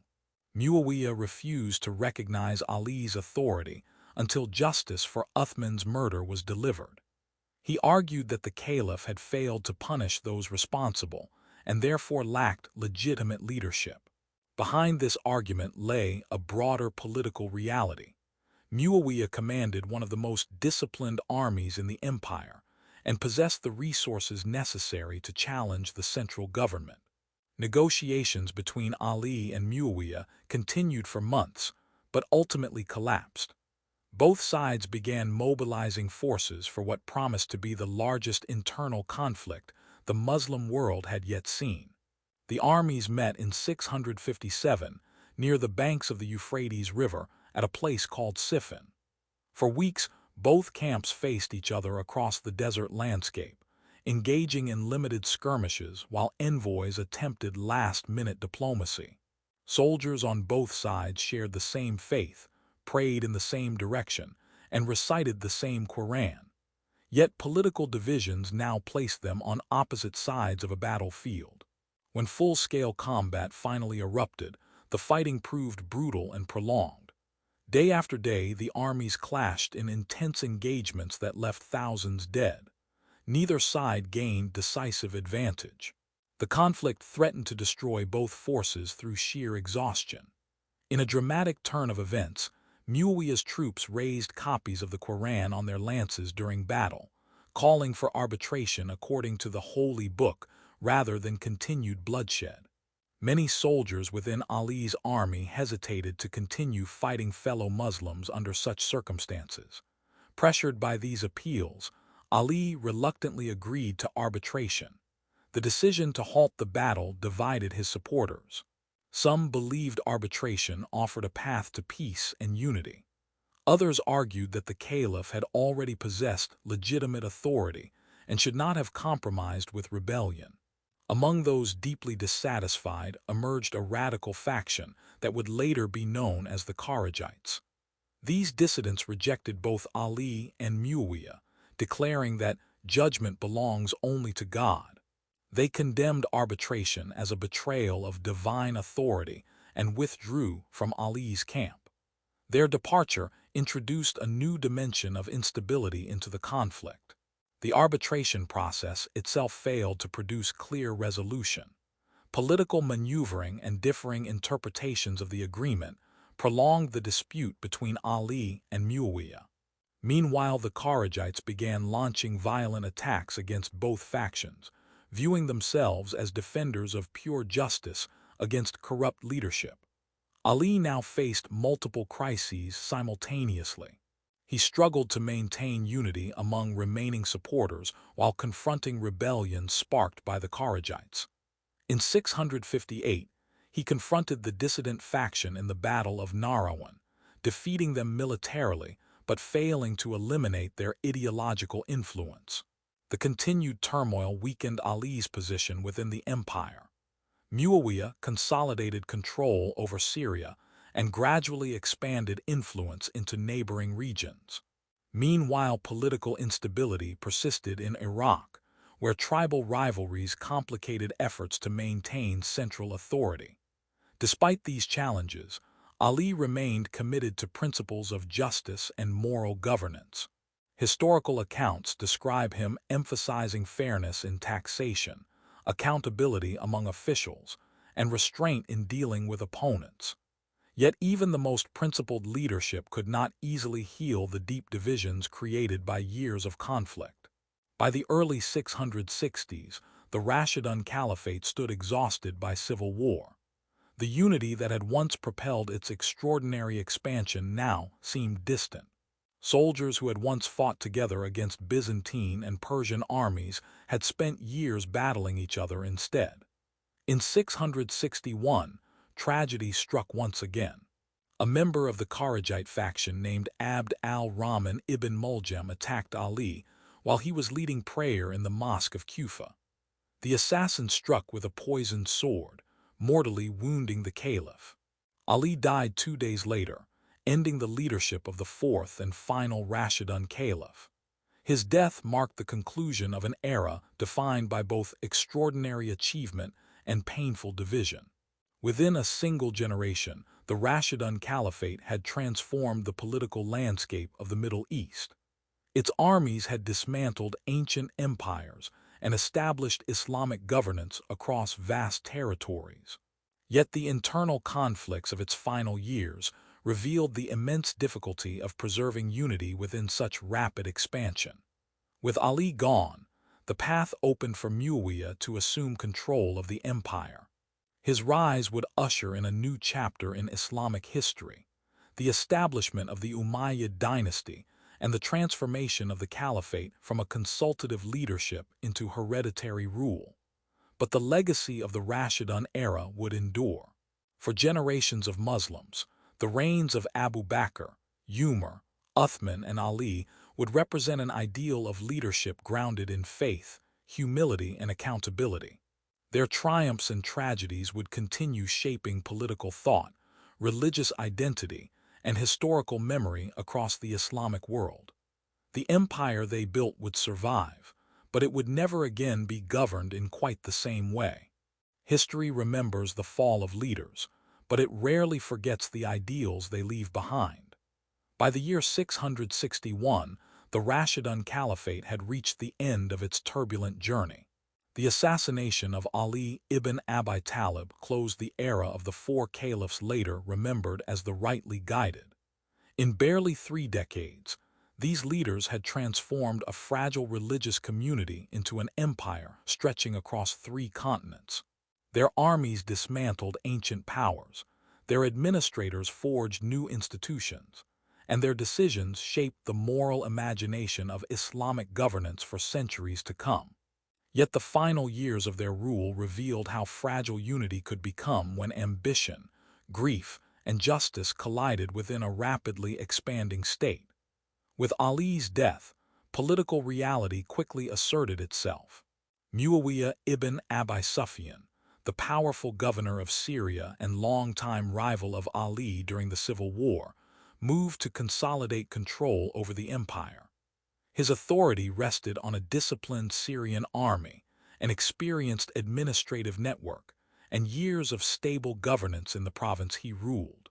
Many leaders across the Islamic world accepted Muawiyah's leadership not necessarily out of ideological agreement, but from exhaustion. The first fitna had drained the empire. Merchants feared disruption of trade, soldiers were weary of fighting fellow Muslims, and ordinary citizens longed for stability. Muawiyah therefore entered the stage as a figure promising order after chaos. In 661, he was widely recognized as Caliph, marking the beginning of a new political era. Unlike the Rashidun rulers before him, Muawiyah governed from Damascus rather than Medina. This geographic shift symbolized a deeper transformation. Power now centered in the administrative heartland of Syria, where Roman and Byzantine governmental traditions influenced emerging Islamic statecraft. Yet even as the Umayyad dynasty began taking shape, the memory of the Rashidun Caliphs remained deeply embedded in the collective consciousness of the Muslim community. Their leadership had established benchmarks against which all future rulers would be measured. Stories of Abu Bakr's unwavering commitment to unity, Umar's uncompromising justice, Uthman's devotion to preserving the Quran, and Ali's moral courage during civil war became powerful narratives passed through generations. These narratives were not merely historical recollections. They shaped emerging debates about political legitimacy and ethical leadership within the Islamic world. Scholars, jurists, and storytellers reflected on the decisions of the early caliphs to understand how authority should function in a state guided by religious principles. Their reflections helped form the intellectual foundations of Islamic political thought. One of the most significant aspects of the Rashidun legacy lay in their approach to governance. Unlike monarchies that dominated much of the ancient world, the early caliphate emphasized consultation among leaders and accountability to the community. Abu Bakr's famous declaration that citizens owed him obedience only as long as he obeyed God established a principle rarely articulated so clearly in earlier imperial systems. Umar expanded this ethos into administrative practice. His reforms created institutions designed to balance authority with responsibility. Governors were appointed but closely monitored. Public treasury funds were distributed through structured systems rather than personal patronage. Judges operated with a degree of independence intended to ensure fairness in legal disputes. These policies demonstrated that the Rashidun leadership viewed political power as a trust rather than a personal possession. Even the immense wealth flowing into the empire after victories over Byzantium and Persia was treated as communal property belonging to the Muslim community as a whole. The military achievements of the Rashidun era were equally extraordinary. Within a generation, Muslim armies defeated two of the most powerful empires in late antiquity. Victories at Yarmouk and Qadisiyyah reshaped the geopolitical map of the Middle East. Regions that had been contested between Rome and Persia for centuries now came under Islamic rule. Yet conquest alone did not define the Rashidun experience. The caliphs faced the far more difficult challenge of integrating diverse populations into a unified political structure. Christians, Jews, Zoroastrians, and other communities continued living under Muslim governance with relative autonomy.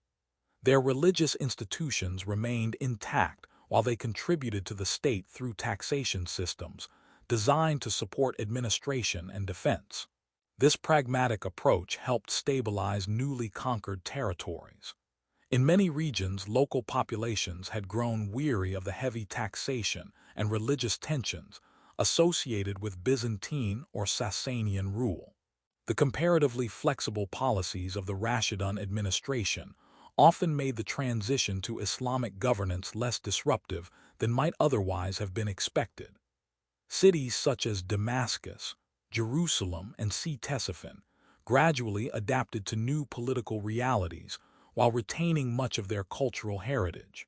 Arabic language and Islamic legal principles slowly spread through administrative structures, but local traditions continued influencing everyday life across the empire. The Rashidun caliphs also left lasting marks on the development of Islamic religious scholarship. The compilation of the Quran during the reigns of Abu Bakr and Uthman ensured that the sacred text remained preserved in a consistent written form. This effort prevented fragmentation of scripture at a time when the Muslim community was rapidly expanding across linguistic and cultural boundaries. Equally important was the example set by the companions of the Prophet who served under the early caliphs. Their memories of Muhammad's teachings and actions formed the foundation of the hadith tradition that later scholars would compile and analyze. Through these narratives, ethical principles guiding Islamic law and social conduct gradually emerged. Yet the Rashidun era also provided cautionary lessons about the challenges of governing a rapidly expanding empire. The civil wars that erupted during the final years of the Caliphate revealed how quickly political unity could fracture when competing visions of justice clashed. The assassination of Uthman exposed deep dissatisfaction among soldiers and provincial populations, who believed the central government had drifted away from earlier ideals of equality. Ali's struggle to restore stability showed how difficult it could be to enforce justice while preventing further bloodshed. These conflicts forced later generations of Muslims to confront uncomfortable questions. Could an empire maintain both rapid expansion and moral consensus? How should leadership transitions occur within a religiously guided state? And how could unity be preserved across diverse societies spread across vast territories? Different communities within the Islamic world developed different answers to these questions. Some emphasized loyalty to established rulers as a means of preventing chaos. Others insisted that political authority must always remain accountable to moral principles embodied by the Prophet and his companions. These debates contributed to the gradual emergence of distinct theological and political traditions within Islam. Sunni scholars often highlighted the collective leadership of the Rashidun Caliphs as a model of legitimate governance guided by consultation. Shia communities emphasized the spiritual authority of Ali and his descendants, viewing their leadership as the rightful continuation of the Prophet's legacy. Although these perspectives developed over centuries, their roots can be traced directly to the experiences of the Rashidun period. The events of those early decades shaped not only the political structure of the Islamic world, but also its intellectual and spiritual evolution. Meanwhile, the territories conquered during the Rashidun era continued transforming under new administrations. Agricultural production expanded across the fertile lands of Iraq and Egypt. Trade routes connecting Asia, Africa, and Europe flourished under relative political stability. Cities once divided by imperial frontiers now formed part of a vast economic network linked by Islamic governance. Within this environment, new centers of learning began emerging. Scholars in cities such as Kufa, Basra, and Damascus debated legal questions, interpreted scripture, and preserved historical accounts of the early Islamic community. Their work ensured that the memory of the Rashidun Caliphs would remain central to Muslim historical consciousness. Yet history rarely allows the past to remain untouched by later developments.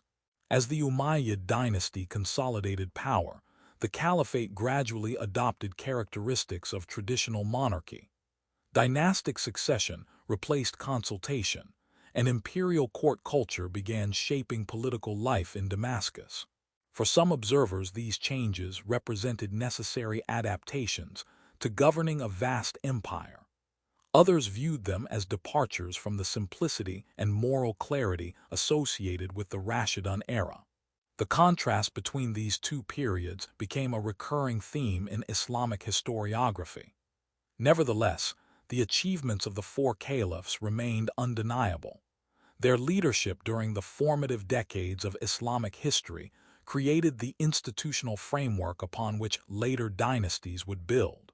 Without their victories, administrative innovations, and spiritual guidance, the Islamic world might never have emerged as a global civilization.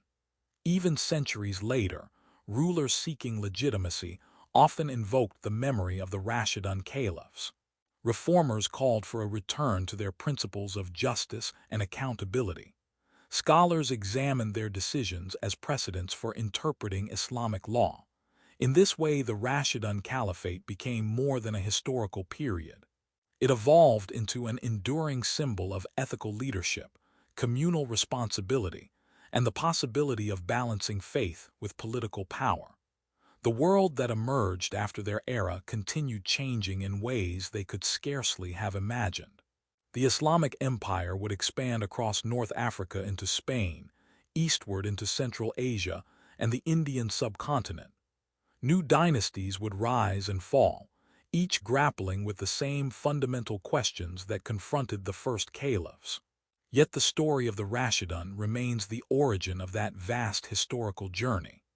It is the story of how four leaders guided a community through rebellion, conquest, governance, and civil war, while attempting to uphold the moral vision taught by the Prophet Muhammad. Their successes reshaped continents. Their struggles revealed the immense difficulty of maintaining justice within an expanding empire. And their legacy continues inspiring reflection on leadership, responsibility, and unity in societies around the world. But to fully understand how the fastest-growing empire in history emerged, one must look beyond individual rulers to the deeper forces that propelled its rise. Faith, discipline, strategy, and the extraordinary circumstances of the 7th century. Those forces will guide the next chapter of our story, where we explore the social, economic, and cultural transformations unleashed by the Rashidun conquests, changes that would ultimately shape the birth of a new global civilization.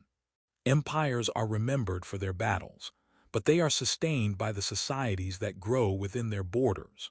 The Rashidun Caliphate is often celebrated for its astonishing military victories, yet the deeper transformation of the 7th century unfolded not only on battlefields but within cities, markets, farms, and courts of law across newly conquered lands.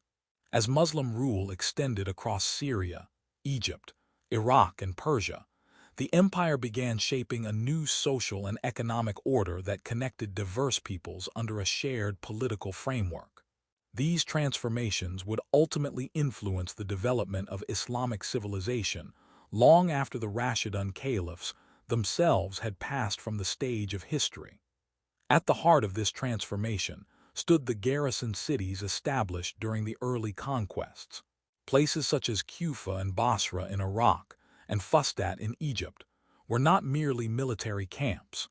They became administrative centers where Arab soldiers and their families settled while maintaining a distinct identity separate from local populations. These cities allowed the caliphate to organize its armies efficiently, while preventing rapid cultural assimilation that might weaken the cohesion of the ruling military class. Kufa quickly grew into one of the most influential urban centers in the early Islamic world. Located near the fertile lands of the Euphrates River, the city attracted scholars, merchants, soldiers, and administrators from across the expanding empire. Basra, positioned closer to the Persian Gulf, developed into a thriving port connecting the caliphate with maritime trade networks stretching toward India and East Africa. Meanwhile, in Egypt, the founding of Fustat transformed the region's political landscape. Situated near the Nile River, the city served as the headquarters for Muslim administration while remaining closely connected to Alexandria, the historic Mediterranean port that had long served as a gateway between Africa and the wider world.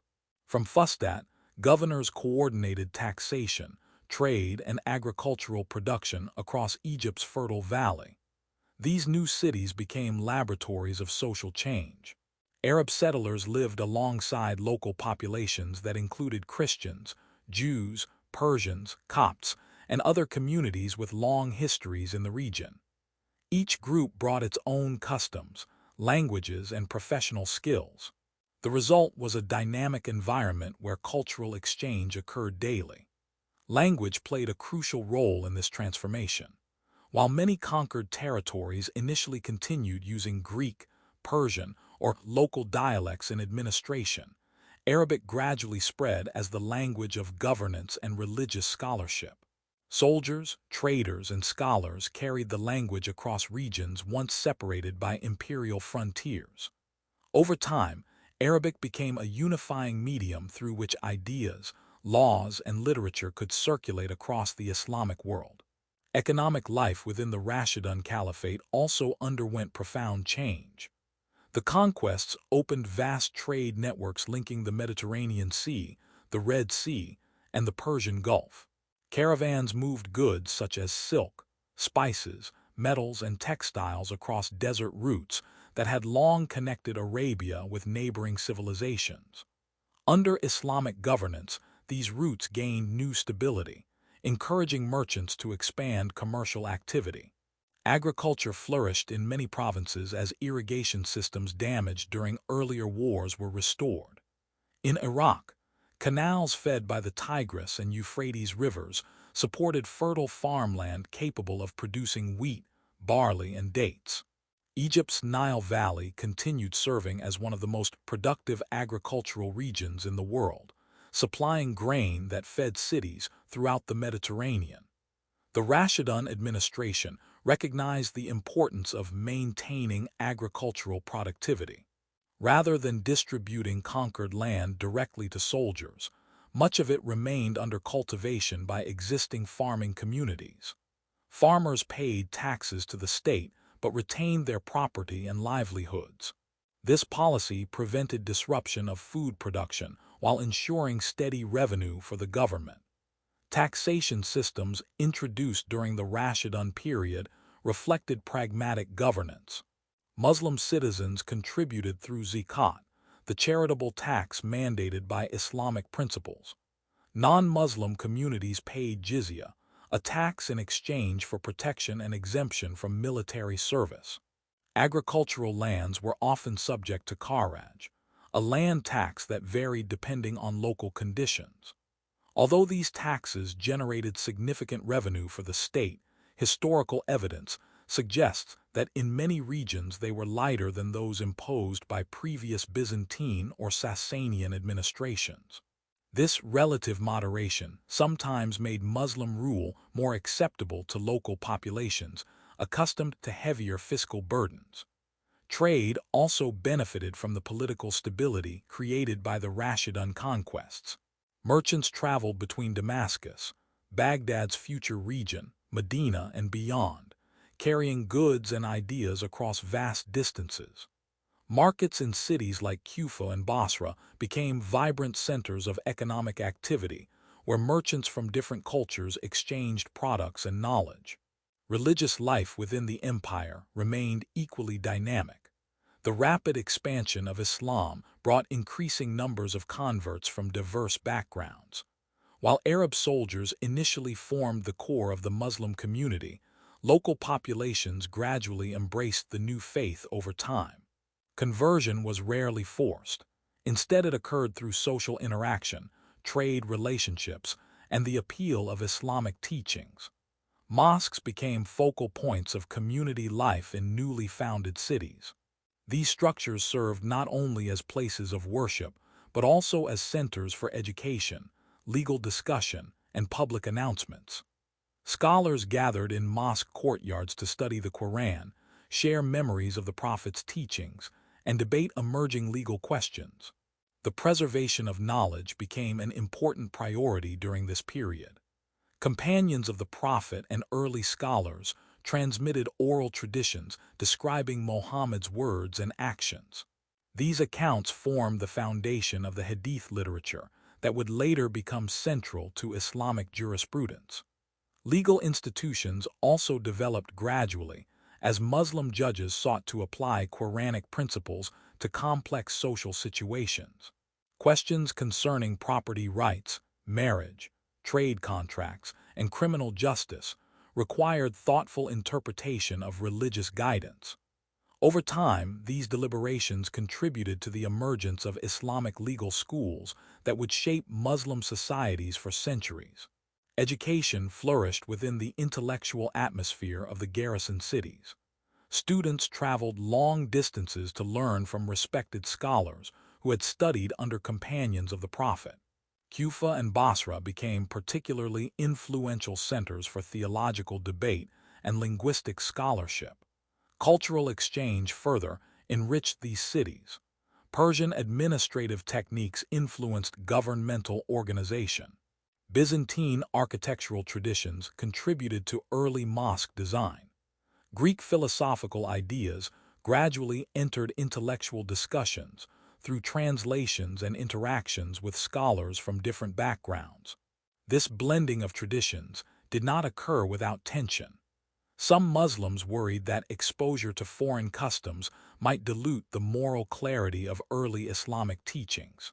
Others believed that engagement with diverse cultures strengthened the intellectual vitality of the expanding civilization. The balance between preserving religious identity and embracing cultural diversity became an ongoing theme in Islamic history. Women also played meaningful roles within early Islamic society. While social expectations varied across regions, historical accounts describe women participating in trade, education, and charitable activities. Some transmitted hadith traditions or advised community leaders on religious matters.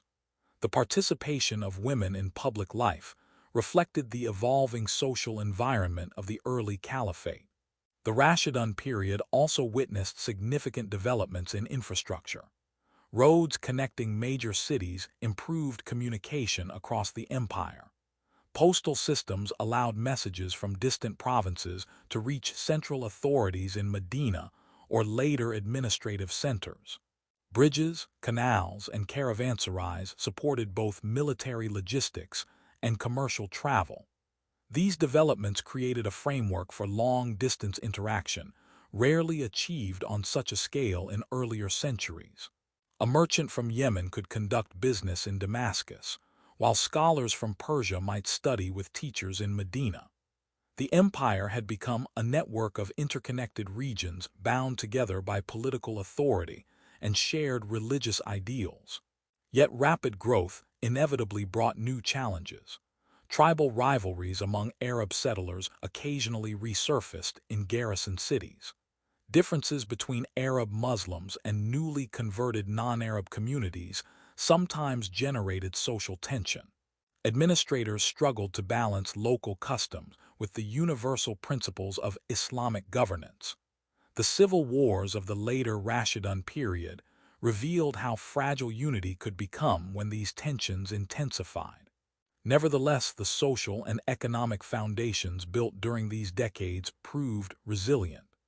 Even after the end of the Rashidun era, the structures they established continued shaping life across the Islamic world. Markets thrived, scholarship expanded, and trade routes linked continents. The civilization emerging from the Rashidun conquests would eventually become one of the most influential in world history, contributing advancements in science, philosophy, medicine, and literature. But the roots of that civilization lay in the transformations begun during these early years. Soldiers who had marched across deserts and battlefields now helped build cities and institutions that would define Islamic society for generations. The Rashidun Caliphate had been more than a military phenomenon. It had sparked a social revolution that connected cultures from the Mediterranean to Central Asia within a new political and spiritual framework. Yet even as these achievements flourished, the political unity that made them possible was already fading. The conflicts that erupted during the final years of the Rashidun era had reshaped the caliphate's leadership structure and paved the way for dynastic rule under the Umayyads.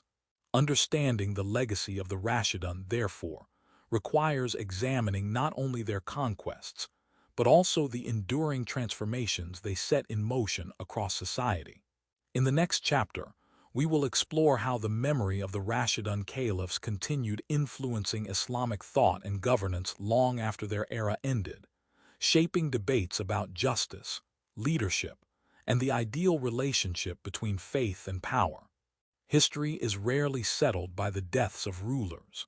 When the Rashidun era ended with the assassination of Ali ibn Abi Talib in 661, The political order of the Islamic world changed dramatically, yet the intellectual and moral questions raised during those first decades did not disappear. Instead, they grew more powerful with time.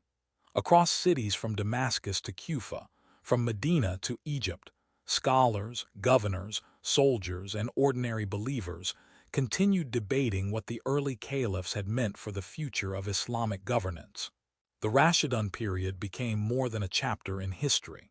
It became a reference point against which all later authority would be judged.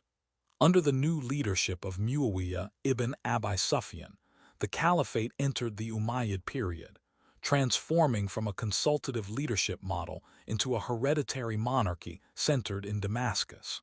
For many observers, this shift represented a pragmatic response to the chaos of civil war.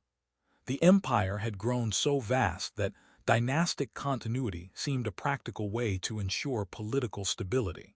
Yet the change also stirred deep reflection among scholars, who wondered whether the simplicity and moral accountability of the Rashidun period could survive within a dynastic structure.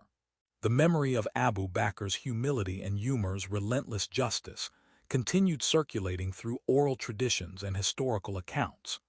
Stories told in mosques and marketplaces described how Umar walked through Medina at night searching for citizens in need, or how Abu Bakr personally distributed charity to the poor even while serving as head of state.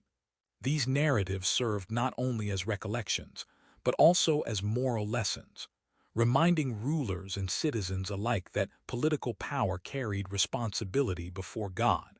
Uthman's legacy remained equally significant, particularly regarding the preservation of the Quran. The standardized text compiled during his reign ensured that Muslims from distant regions could share the same scripture without confusion or competing versions. This achievement reinforced the unity of Islamic religious life, even as political disagreements intensified across the empire. Ali's life and tragic death generated perhaps the most profound spiritual reflection. To many believers, he embodied courage, scholarship, and unwavering commitment to justice, even in the face of political turmoil. His speeches and teachings circulated widely among scholars who admired his eloquence and wisdom. Over time, these traditions contributed to the development of distinct theological perspectives within the Muslim community. From these reflections emerged one of the most important intellectual developments in early Islamic history: the growing study of governance itself. Scholars began asking fundamental questions about how leadership should function in a society guided by divine revelation. What qualities should a ruler possess? How should leaders be chosen? And what obligations did they owe to the people they governed? Different thinkers approached these questions in different ways. Some emphasized the importance of unity above all else, arguing that political stability must be preserved even if rulers were imperfect. Others insisted that legitimacy depended on justice and adherence to Islamic principles. These debates produced a rich body of political thought that would influence Muslim societies for centuries. At the same time, the vast territories conquered during the Rashidun period continued evolving culturally and economically. Cities that had once belonged to Byzantine or Persian civilizations gradually became centers of Islamic learning. Damascus flourished as a political capital, while Kufa and Basra developed reputations as intellectual hubs where scholars debated theology, law, and linguistics. These cities played a critical role in preserving the memory of the Rashidun era. Many residents had participated directly in the early conquests or new companions of the Prophet personally. Their recollections provided valuable sources for historians and jurists seeking to understand how the earliest Muslim leaders had governed their community. The transmission of knowledge became increasingly organized during this time.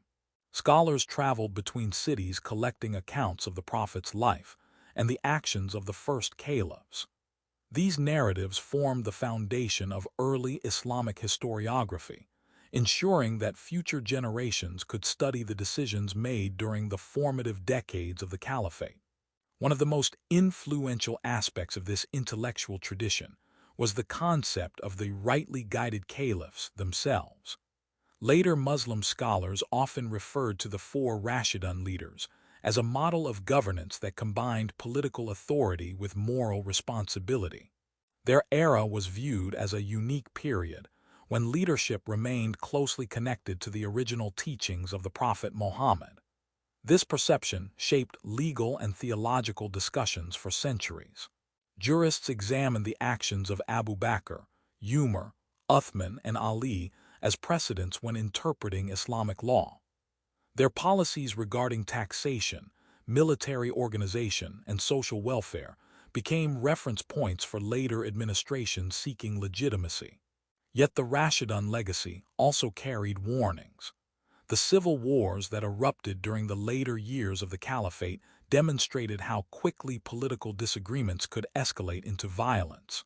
The assassination of two caliphs, Uthman and Ali, reminded observers that even the most devoted communities were not immune to conflict. These lessons encouraged later scholars to emphasize the importance of social cohesion and responsible leadership. Unity, they argued, was essential for preserving the spiritual and political integrity of the Muslim community. At the same time, rulers were reminded that their authority depended upon justice, consultation, and respect for the values established during the earliest days of Islam. Beyond political thought, the Rashidun period influenced the development of Islamic cultural identity. The rapid expansion of the empire had brought Arabs into contact with Persian, Greek, Egyptian, and other civilizations rich in intellectual tradition. Rather than rejecting these influences entirely, Muslim scholars gradually integrated useful elements into their own cultural framework. This process of synthesis became one of the defining characteristics of Islamic civilization. Scientific knowledge from ancient Greece, administrative techniques from Persia, and artistic traditions from Byzantine lands all contributed to the vibrant cultural environment that emerged across the Muslim world. The foundation for this cultural exchange had been laid during the Rashidun conquests. By connecting regions previously divided by imperial rivalry, the early caliphs created pathways through which ideas could travel freely. Merchants, scholars, and travelers moved along trade routes that now stretched from the Atlantic coast of North Africa to the mountains of Central Asia. Economic networks strengthened these connections. Markets in cities such as Damascus, Basra, and Fustat attracted merchants from distant lands, facilitating the exchange of goods and knowledge. This commercial vitality supported urban growth and encouraged investment in infrastructure such as roads, caravanserais, and irrigation systems. Within these cities, mosques served as centers not only for worship but also for education and public discourse. Students gathered around respected teachers to study the Quran, memorize Hadith traditions, and discuss emerging legal questions. These circles of learning would eventually evolve into the formal institutions that defined classical Islamic scholarship. Yet amid these developments, the memory of the Rashidun caliphs remained central to the identity of the Muslim community. Their stories were recounted in sermons, poetry, and historical chronicles as examples of faith in action.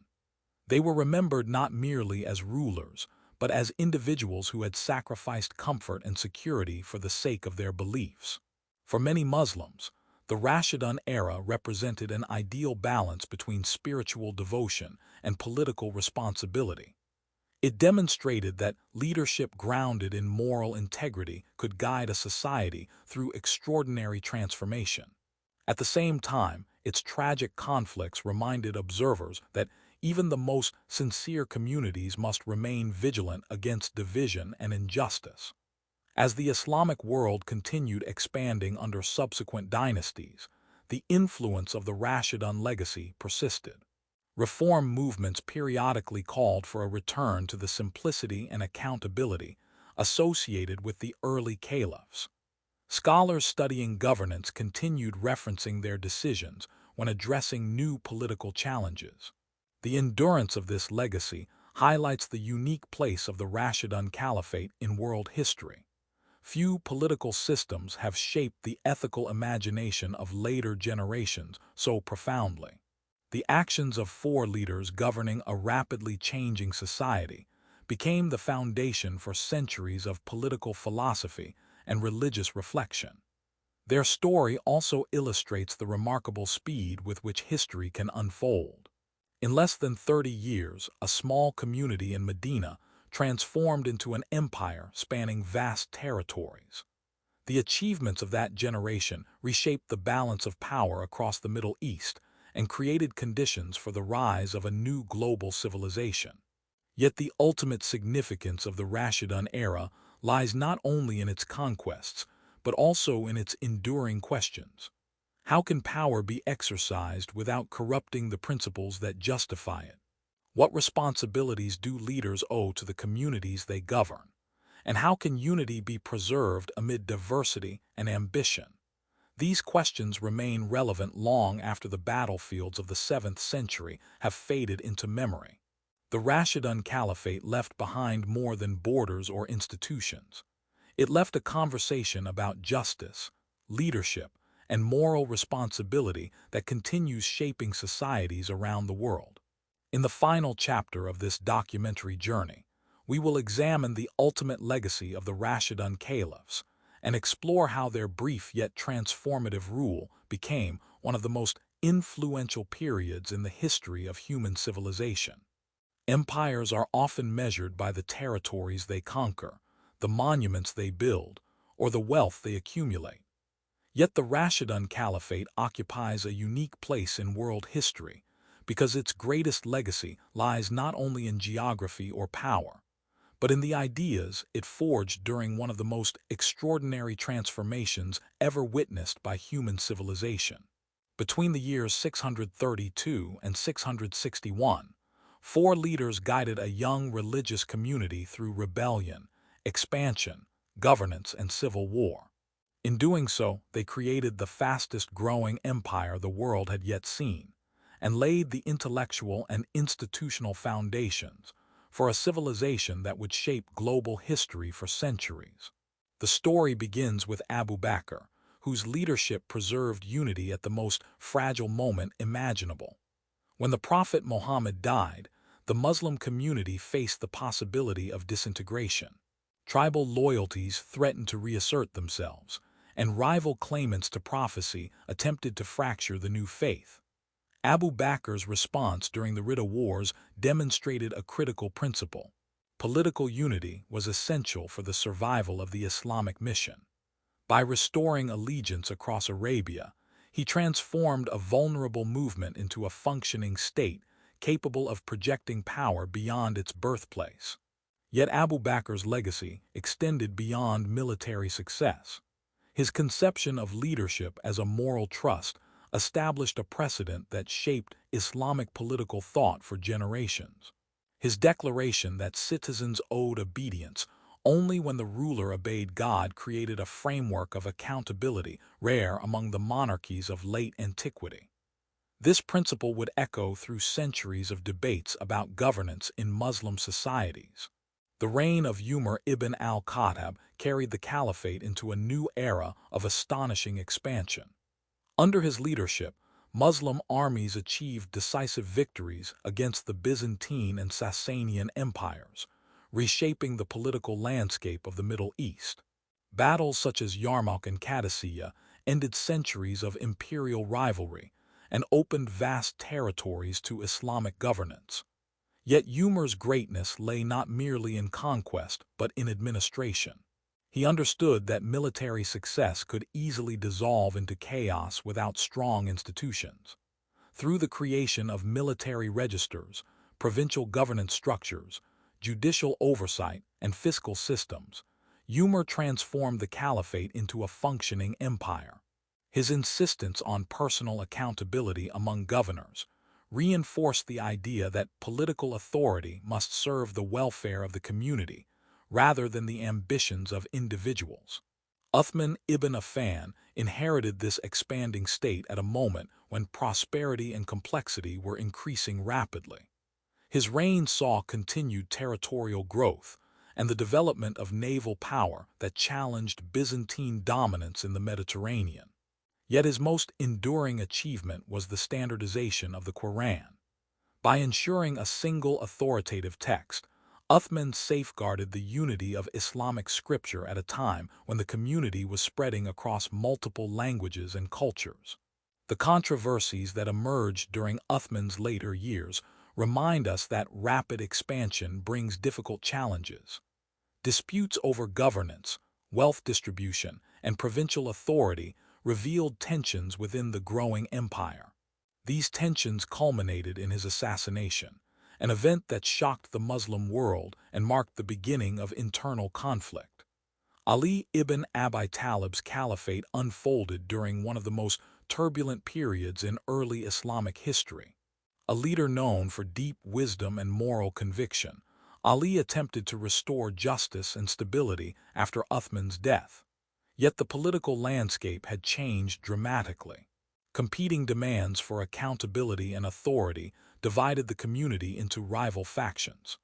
The civil wars that followed, including the Battle of the Camel and the confrontation at Siffin, demonstrated the immense difficulty of governing an empire experiencing both rapid growth and internal disagreement. Ali's struggle to maintain unity while upholding principles of justice became one of the most poignant chapters in Islamic history. His assassination in 661 closed the era of the Rashidun Caliphs and opened the path for dynastic rule under the Umayyads. Despite the tragedy of its final years, the Rashidun Caliphate left an enduring legacy that extended far beyond its brief existence.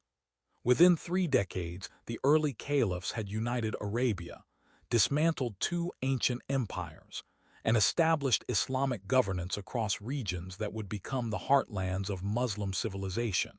Equally important were the social and economic transformations that accompanied these conquests. Garrison cities such as Kufa, Basra, and Fustat became centers of administration, scholarship, and commerce. Trade networks expanded across continents, linking Mediterranean ports with markets in Persia, Arabia, and beyond.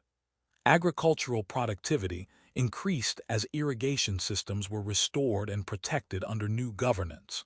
Cultural exchange flourished within the diverse societies of the caliphate. Greek philosophical ideas, Persian administrative practices, and Egyptian agricultural knowledge gradually merged with Islamic teachings to create a vibrant intellectual environment.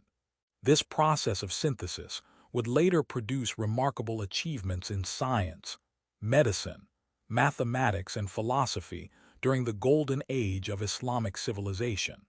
The Rashidun period also shaped the spiritual identity of the Muslim community. The preservation of the Quran and the transmission of the Prophet's teachings established the foundations for Islamic law and theology. Scholars studying the actions of the early caliphs developed frameworks for interpreting religious principles in matters of governance and daily life. Perhaps most significant was the moral example left by the Rashidun leaders themselves. Their lives illustrated both the possibilities and the challenges of ethical leadership. Abu Bakr's humility, Umar's justice, Uthman's devotion, and Ali's courage formed a collective narrative that inspired generations of Muslims seeking guidance on how power should be exercised. Yet the Rashidun experience also carried profound warnings. The civil wars of the First Fitna revealed how quickly political disagreements could threaten communal unity. These conflicts forced later generations to grapple with difficult questions about authority, legitimacy, and the balance between stability and justice. Over time, the memory of the Rashidun caliphs became deeply embedded within Islamic political thought. Sunni scholars often described their era as a model of righteous governance guided by consultation and moral responsibility. Shia traditions emphasized the spiritual authority of Ali and his descendants, viewing their leadership as the rightful continuation of the Prophet's legacy. Though these perspectives differed, both acknowledged the profound importance of the early caliphs in shaping Islamic history. The impact of the Rashidun Caliphate extended beyond the boundaries of the Muslim world. By dismantling the Byzantine and Sasanian dominance of the Middle East, the early caliphs transformed the geopolitical landscape of Eurasia. Trade routes connecting Europe, Africa, and Asia passed through territories governed by Islamic institutions, facilitating cultural exchange on an unprecedented scale. Cities that flourished under later dynasties, such as Baghdad, Cordoba, and Cairo, owed their existence to the foundations laid during the Rashidun conquests. Scholars translating ancient Greek texts, physicians advancing medical knowledge, and astronomers mapping the heavens all worked within a civilization whose political origins traced back to those first decades after the Prophet's death. Yet the true significance of the Rashidun era lies not only in what it achieved, but in the questions it left behind. The early caliphs confronted dilemmas that remain relevant in every society: how to balance moral ideals with political realities, how to govern diverse populations with fairness, and how to maintain unity in the face of disagreement. Their story reminds us that leadership is never merely a matter of authority. It is a test of character, responsibility, and vision. The Rashidun caliphs governed during one of the most dramatic periods of change in world history, and their decisions continue influencing discussions of governance and ethics more than 13 centuries later. Today, the landscapes once shaped by their campaigns still bear traces of that transformative era. Mosques stand in cities whose foundations date back to Rashidun garrisons. Legal traditions developed from their policies continue guiding Muslim societies. Historical chronicles preserve the voices of those who witnessed the rise of an empire from the deserts of Arabia. The Rashidun Caliphate lasted less than 30 years, yet its impact endures across continents and generations. It demonstrated how belief, discipline, and visionary leadership could reshape the course of history with astonishing speed. It also revealed the enduring complexity of building a just society within an expanding empire. In the end, the story of the Rashidun caliphs is not simply a tale of conquest or governance. It is a story about human aspiration, about individuals striving to translate faith into action, ideals into institutions, and unity into a force capable of transforming the world. Their achievements continue to inspire reflection on what leadership can accomplish when guided by conviction and responsibility. Their struggles remind us that even the most principled societies must constantly guard against division and injustice. And their legacy endures as one of the most remarkable chapters in the history of human civilization.